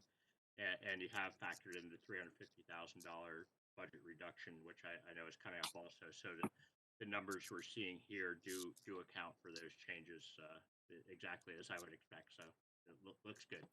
Thank you. Okay, other questions? Nobody? Roger, no questions? No. Martha? Just quickly, do we have any international students this year? We did have one, but the visa was not approved for travel, so no. Okay, thank you. Okay, is there anything else on the financial reports? Madam Chair, I just wanted to go through the bottom line in the operating budget, just so we could go through. So Nicole, on page 2 and 3, and then we can talk about some of the specifics with the $350,000. But given the $350,000 reduction, Nicole, I just want to make sure I'm reading this correctly, that we are still about $200,000 to the positive where we're sitting right now. Yes, as of 10/7. So as of 10/7, again, with the committee, maybe some of you hadn't gone through this process before. That's a troubling number. It's normally around this time of year, we would probably see, I would hope, roughly around $1 million or so. And I think when we compared, Nicole, last year to this year, it was our balance was about $1 million around the same time. So I think, again, $200,000 seems like a lot of money, but it's not. So we're going to have to be really careful moving forward. And one of the reasons that we spoke at the beginning part of the meeting, which seemed several hours ago, is a lot of our flexibility and changes we make can't have an expense associated with them, because we are going to be very tight moving through the year. And again, if this were a regular year, this would be the time when we'd start talking about freezing the budget and freezing expenses. That's how concerned I would be. I can't say that now because I don't know what next week will bring, and we need to do this well.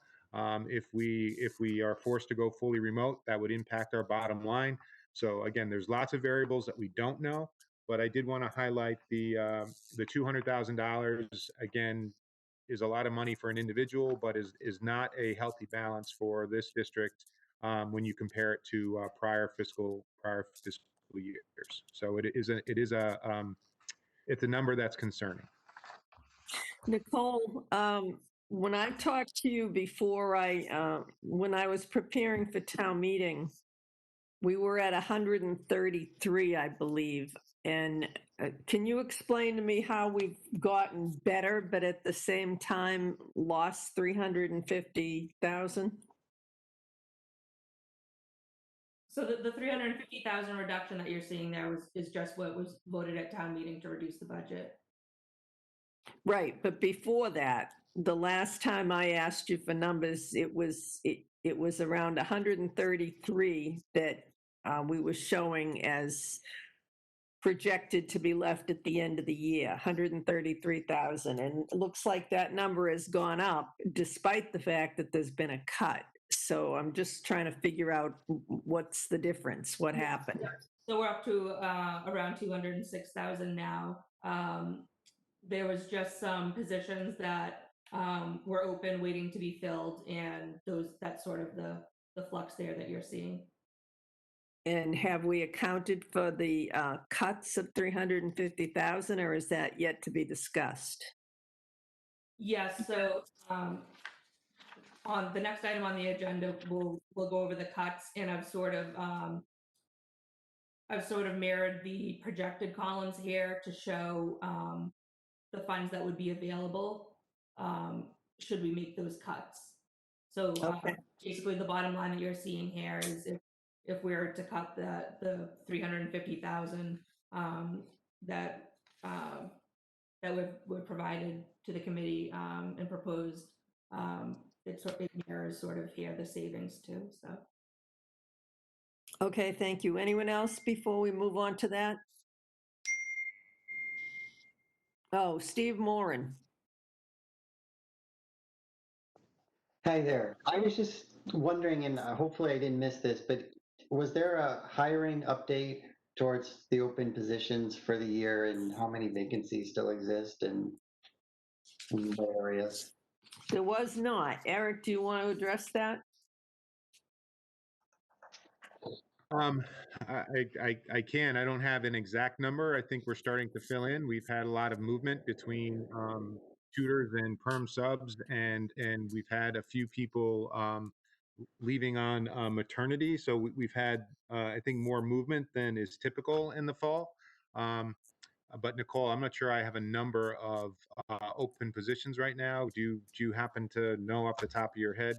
Yeah, so as of right now, I think there's just 2 open teacher positions. I think recently that moved to Remote Academy. Okay. Aside from that, coverage for Remote Academy teachers, we've added 14 positions. Okay. There was a significant number, I think, of subs that needed to be hired. Was that number reduced or? Yes. Okay.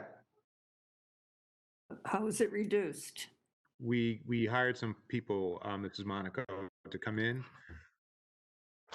Okay, so you've hired people to solve some of the problems. Yes. Okay. Steve, have you got any more questions? Not right now, but I found the raise my hand button. So if I have more, I'll ask. Okay, thank you.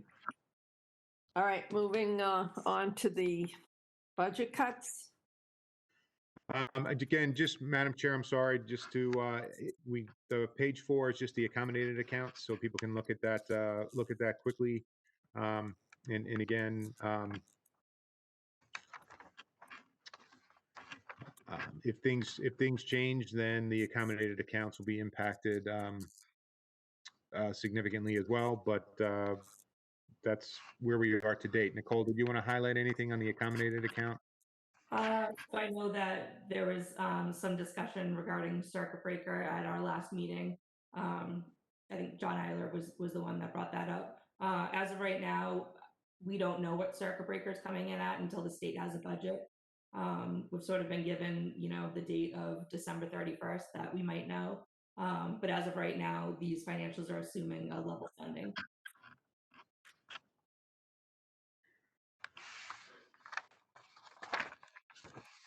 So again, a state budget would be helpful for us with our fiscal planning, but when we get it, we'll add in the actual numbers into our monthly reports. Okay.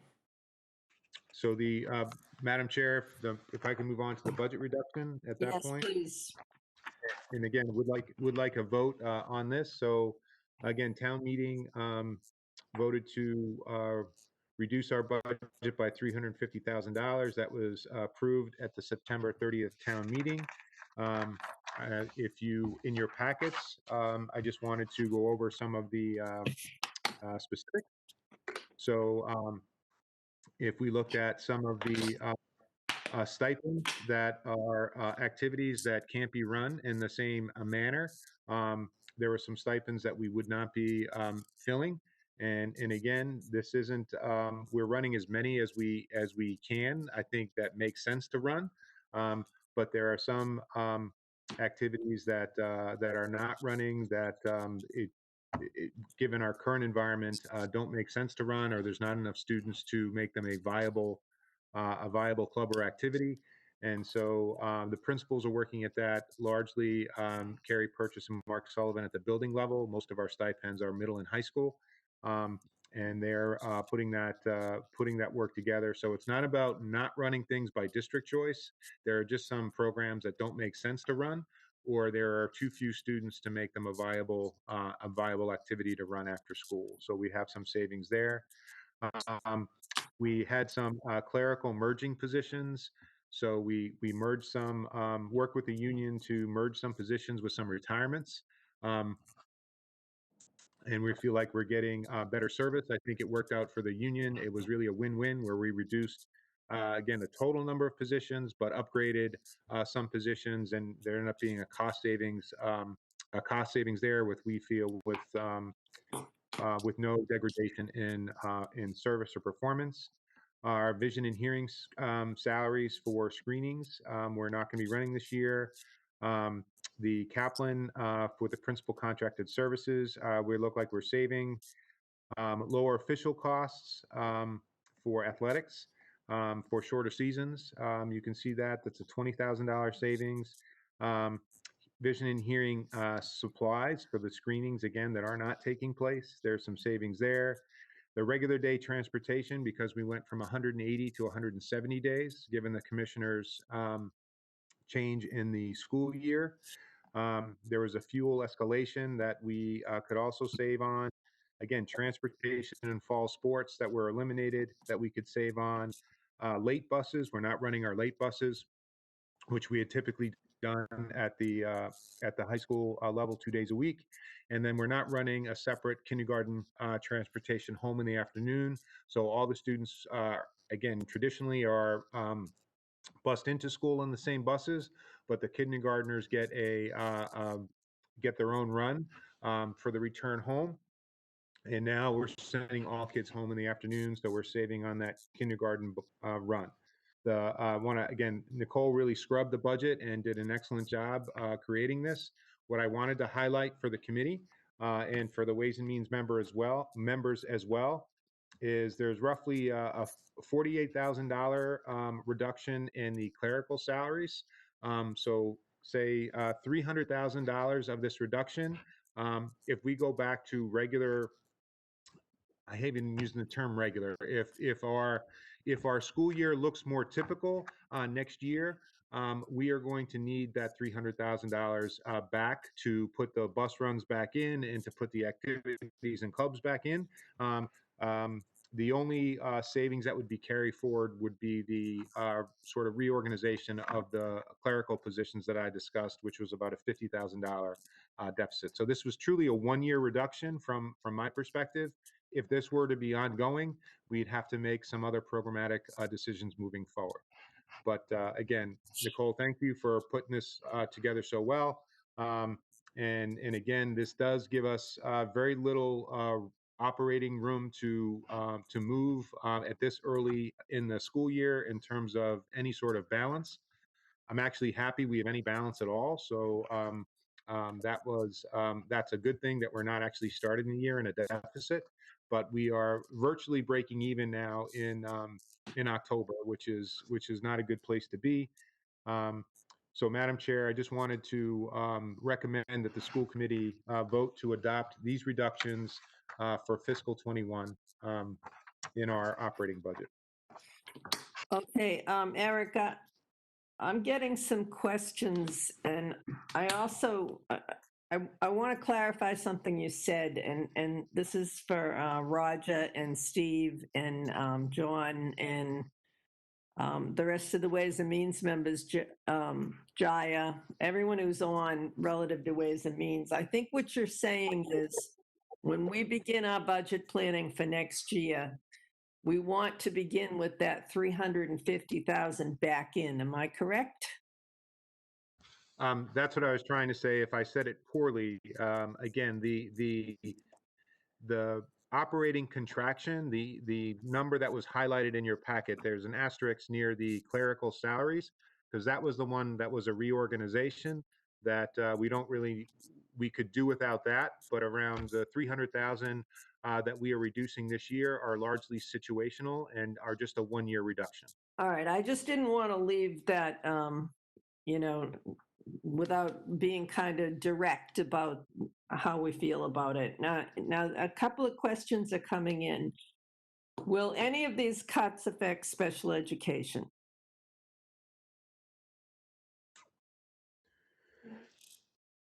I don't believe directly. All right, what happens if we start going, bringing the kids back? What if we have the schools start to look more like normal, maybe at the first of the year? Will the kindergarten get their bus back? If we're able to normalize things sometime during this school year, how are we going to handle this? Go back to Ways and Means and say we need our money back? Or operate differently for this fiscal year. I think we would have some decisions to make, but if it means for the rest of this year we wouldn't have that kindergarten run in the afternoon, then that would be a decision that we would need to make.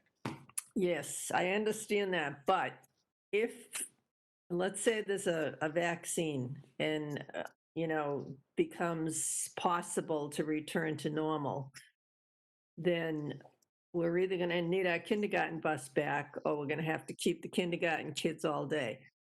Just something to think about. People are asking about it. I think there's a lot of, I don't want to call it wishful thinking. I want to call it hope that things will normalize at some point. This is a pretty tough year educationally. I think a lot of people really feel bad about what the kids are not getting this year, just like last year from March 11th on. So I just want to put it out there that, should we be lucky enough to have things get more normalized, then I think all bets are off and we need to readdress these things. Again, Madam Chair, I would agree. I think that's a two-tailed problem, because if we have to, if the schools have to go fully remote and the buildings need to be closed, then there may be other savings that could displace these savings, where we are. But I'm saying from my perspective, our operating budget was reduced by $350,000. We've made those reductions, or we're recommending those reductions to the committee. These are one-year reductions from my perspective, or else these services or other services would need to be lost moving forward. So that's we're not counting on having these programs or anything come back in January. These would be reductions for the entire school year. And I do want to say, from the student experience, teachers are working incredibly hard to give them, I think, a very different experience from the spring. And I do think it's much improved, and we can always do better. But I do think we're delivering as good an education, as good an experience as we possibly can, given the situation we're in. Have you given any thought to extending the elementary school day? Ms. Monaco, I think about it all the time, and I think we're sort of, as I said, in a rhythm right now. I think that we have the opportunity to do so, but I don't want to think about that for a few more weeks, and we will take that planning as we go. Extending the day, I'm not sure would impact our operating budget. I think we could extend the day, move the buses later, incorporate lunch. I think we could, I'm not sure there would be a financial impact towards extending the day any. So I think it would be more of a safety conversation. And then, Bob, we'd have to look at the bus runs in terms of when the buses would be available and how late we could, how much of a gap we would need between runs and all that other stuff. So it wouldn't be simple, as I'm saying, but there would be a lot of planning. But it's something, Mrs. Monaco, we're looking at all the time. All right, I'm glad to hear that because I think the more we can get back to normal, the better things will be. I hope we don't end up with this entire year the way it is right now. Roger, you with your hand up? Yeah, I mean, I prefer to the committee members, but I just wanted to acknowledge that, yes, these cuts are clearly a one-time deal, but observing that many of them are good for the whole year. I mean, the elementary school bus thing may be one that you'd have to bring back, but some of the other things about, fall sports or the transportation, in the shorter school year, I think those all will stick. And then, as Dr. Kanji said, you will have to make some tough choices. I don't expect the economic condition to get better and money be readily available. But there's so many things in flux that it's hard to sort of project. So we'll see how things go. Okay, Nicole, do you have your hand up? Yes. So I just sort of wanted to touch on, you mentioned, if we resume kindergarten transportation, late buses.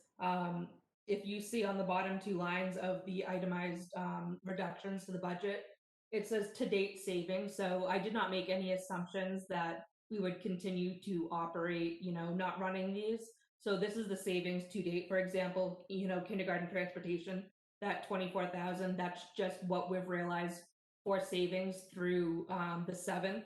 But, as time progresses and we're not running those buses for kindergarten transportation, it's $715 a day. So, as time passes, we'll realize more savings. So if we were to, resume transportation for kindergarten, we're not cutting that out now. Okay, great. Thank you for telling us. Tom?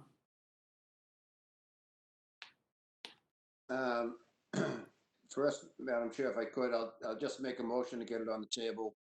And make a motion that the school committee agree to the listed cuts on tonight's agenda to come to equal a $350,000 reduction made in our operating budget at town meeting. But I also have a question and a follow-up comment, if I could. I'll second that. It's Martha. Sure, go ahead, Tom. Okay, a couple things. Eric, 124,000 roughly of this is from the BEA stipends, subject to bargaining, it says in italics. So I assume that bargaining has not taken place yet. What happens if it doesn't work? Well, Mr. Murphy, it's again, it's an interesting subtlety is we don't have to run extracurricular activities. So if they don't run, we don't need to bargain not running one. But if there were one that needed to run, but in an adjusted way, and we needed to adjust the stipend, we would need to bargain the adjustment of the stipend. Does that make sense? So again, the ones we don't run, we know we cannot pay that stipend, but there may be others that, again, need to run in a modified way. All right, that does make sense. In the event that any of them that you have to run in a modified way then has to be bargained. I guess my point is there's potentially, we're not going to reach the entire 123,979 that you've targeted for that particular item. So in which case I would assume that you'd have to take money from someplace else. Is that something that we're eventually going to have to vote if that comes to pass, or how's that going to work? I think the scenario you mentioned would be possible, but I do think we identified at least early some of the stipends that just don't make sense to run. So I think I think we're okay there. If the situation changes, we would certainly need to make that up somewhere else. So I don't want to say for sure, but I think we're trying to run as many as we can, and again, we don't have to bargain not running them, but it just may make sense for us to operate some in a reduced fashion. Okay. And just one other, and this is more of a procedural question, I guess. I know that when we vote our budget every spring, we vote salary and non-salary. Do we have to separate out the cuts? We've got clerical salaries that are being reduced and other items that are non-salary. Can this all be done with one vote? Does it have to be split out? Again, I don't know. If you Nicole, vote you want as presented, I can have the separation of salary and non-salary for you for the next meeting. Okay, I mean, if we don't have to, we don't have to. It just kind of dawned on me. And given our, we have control over our own budget and the line item standpoint, is it conceivable that we might want to change some of these cuts going forward, depending on how different things play out? Yes. So I assume we always have that flexibility anyway. Yes. We did, but I think when Nicole and I spoke, we really wanted to give you a concrete reduction instead of just saying 350 and 350,000, and we'll make it up at the end of the year. So this is these are sort of real programs, real reductions, and again, we may change this recommendation moving forward, which the committee would have the opportunity to do. But we wanted to, again, demonstrate where these reductions were coming from as specifically as possible. Okay, thank you. I support the list. I think was did a nice job of trying not to hit anything, as you said, that's going to carry forward. So I would support the suggestions. Okay, is there any further discussion? Do we want to take a vote on this? Mr. Simon? Martha? Yeah, I'm wondering, I would like to vote on it as is, and I do support this. I think it was very well thought out. I would be willing to make an amendment to the motion unless I'm not allowed to because I seconded it already. But Nicole, if you felt like we should say, unless we need to vote on these separately and we could do that in the future, but if we vote tonight, at least you can move forward and that would maybe give you the flexibility if we need to shift from salary to non-salary. So what would be the most helpful? So I think, I'm sorry, Dr. Kant. No, Nicole, that's fine. Go ahead. So I think that a vote on these tonight would be most helpful so that I can identify and we can, put in real time in the system, the $350,000 reduction. And, of course, at any time, the committee has the authority to make transfers between budget lines, so we can certainly adjust going forward. So you don't feel the need for any kind of amendment or anything? I think it's fine the way it is, Martha, and if Nicole needs to move money, she'll come back to us. Carl? Thank you, Madam Chair. Just out of curiosity, Dr. Conti, could you give a few examples of some of the clubs or organizations that are not going to be able to run? I'm assuming it might have to do with musical groups because of different COVID regulations, but I'm just curious. No, I think that's a very good deduction. So we have some of the concerts aren't going to happen because we can't sing inside as it is now. So those would be some that we can't. But something like chess club, where you could run chess club remotely, could run in an adapted way. So if there's enough kids, we could run a program like that, but not others. So I think the high school administration is working with the club advisors to again try to maximize opportunity. We like clubs. We love kids being active and involved. But there are some that we just can't run this year given the parameters that we have. I think we even kept some money for some modified performances. I know that we did that, and again, a good example of that that's already taken place was band camp. I think that it ran in a modified way from how it normally runs. There was a virtual band camp, Mr. Foss, in the fall. So again, I think the teachers have been really creative in terms of how these activities can run. And I think the high school principal is working with them to see what we can do.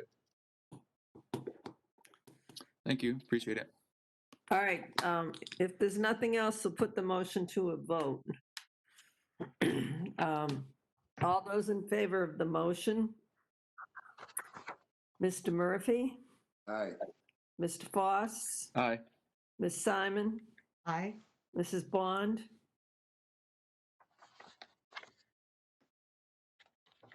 Yeah, Sorry, I was on mute. did you vote aye? Yes, aye. Chairman votes aye, that's unanimous. Okay, that takes care of the cuts. Nicole, if you need transfers, please let us know at the next meeting. Next item on our agenda. The BEA Memorandum of Agreement. Has everyone had a chance to read that or see it?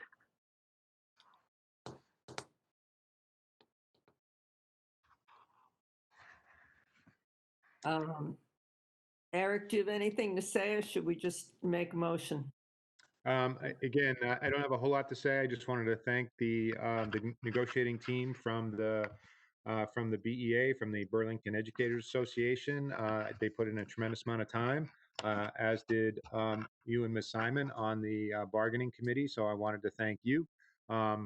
The contract is really between the school committee and the educators in Burlington, and it's up to the administration to execute that contract.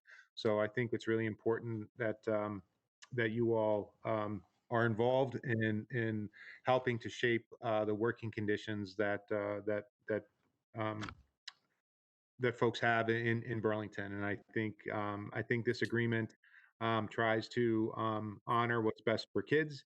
And I think in so doing, really trying to provide a safe working environment for our educators. And again, I thought the conversations and discussions were productive, and I think it's a good foundation. That those relationships are a good foundation for us to start bargaining for next year, because this is also a contract year for us. So I think this is meant to be a one-year temporary agreement. It's not perfect, I'm sure, from either side, and there'll be some interpreting that I'm sure needs to happen and be questioned along the way. But I do think it shows a willingness for our educators to be here for kids, and I think it shows some flexibility from the committee in terms of trying to optimize working conditions. So again, I want to again thank the teachers for their time, and the committee members who participated, and I would support the committee voting to approve this memorandum. All right, Martha, would you like to make the motion? Yes, I'd like to make a motion to vote to accept, or is it approve this memorandum of agreement with the BEA. I'm also pleased that they were able to ratify it as well. Is there a second? I'll second it. Okay, yeah, I would like to echo what Eric said. I'll tell you, it was a lot of work. I've never done so much negotiating. If you take all my years on the school committee and add them together, this surpassed it. But at any rate, I like the outcome, and I want to thank everyone involved. Is there any discussion on this before we vote? Okay, hearing no discussion, we'll put this motion to a vote to ratify the memorandum of agreement with the BEA. Ms. Simon? Aye. Mr. Murphy? Aye. Ms. Bond? Aye. Mr. Foss? Aye. Chairman votes aye, that's unanimous. Okay, the next item on our agenda is the Mass Association of School Committee Business Meeting Delegate.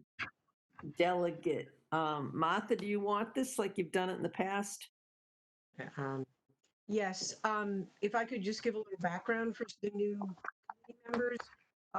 Everyone does know about the Massachusetts Association of School Committees, which we call MASC. They have a conference, joint conference with the state superintendent's organization every year in November, which is not happening this year. I was fortunate to be able to attend it since I've been on the school committee and found it really valuable. So I'm hoping that next year it will be running again as a conference, and that our new members will have the opportunity to perhaps participate in some of the workshops and networking that happens there.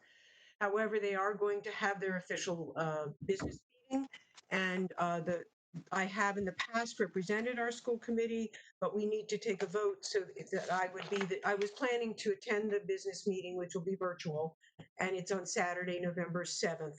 I do need a vote from the committee to be our representative. We could have an alternate. If someone else is interested in participating, we could also do it that way. So I would just like people to vote so that we can be represented at that delegate meeting.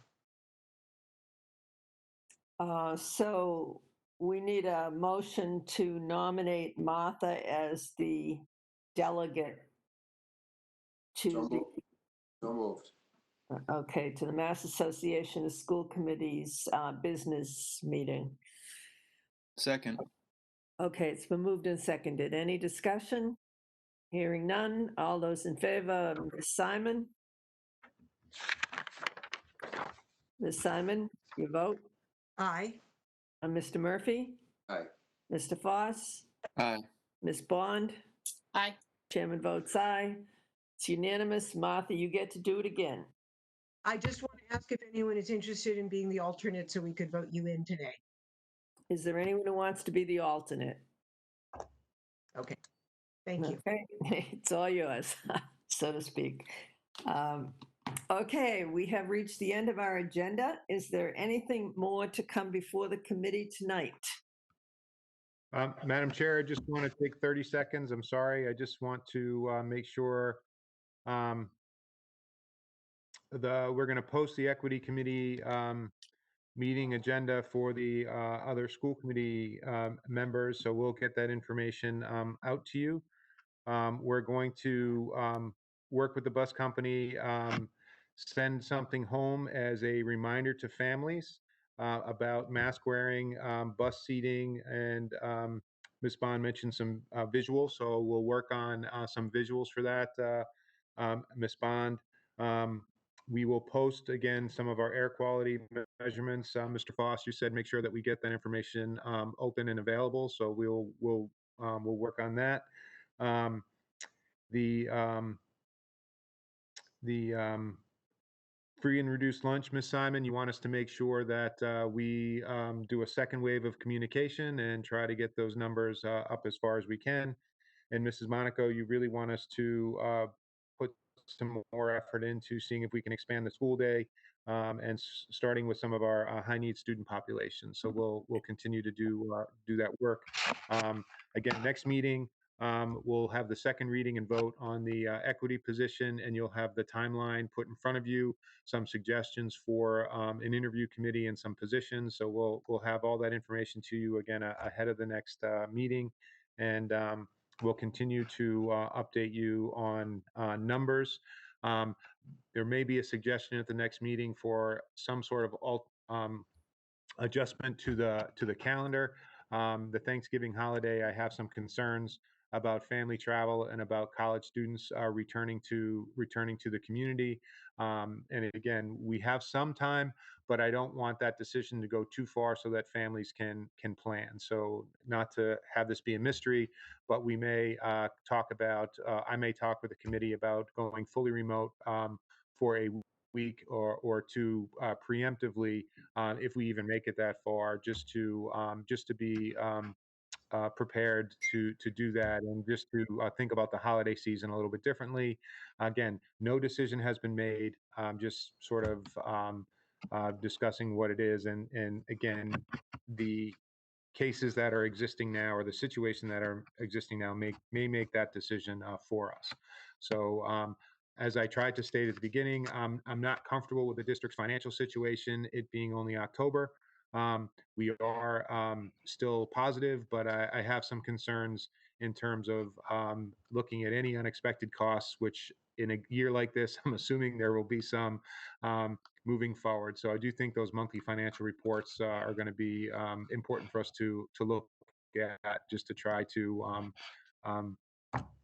be as prepared as we can for situations that arise. So I didn't mean to take a couple minutes, but I just wanted to make sure my to-do list, I didn't leave anything out. Again, so thank you for your time this evening. Okay, Eric, just as a follow-up to that, I am very happy about the fact that the cases, the COVID cases in the community seem to be not related directly to the schools. Let's hope it stays that way. And I would like to work with you as you see fit to get some of these students back in school for longer days. So thank you for your attention to that. Is there anything else before we go? Is there a motion to adjourn? So moved. Is there a second? Second. We moved and seconded to adjourn. Mr. Foss, Aye. Ms. Simon, Aye. Mrs. Bond, Hi. Mr. Murphy, Aye. Chairman votes aye. We are adjourned. Good night, everyone. Good night. Good night, everyone. Good night. All right. Have a great night.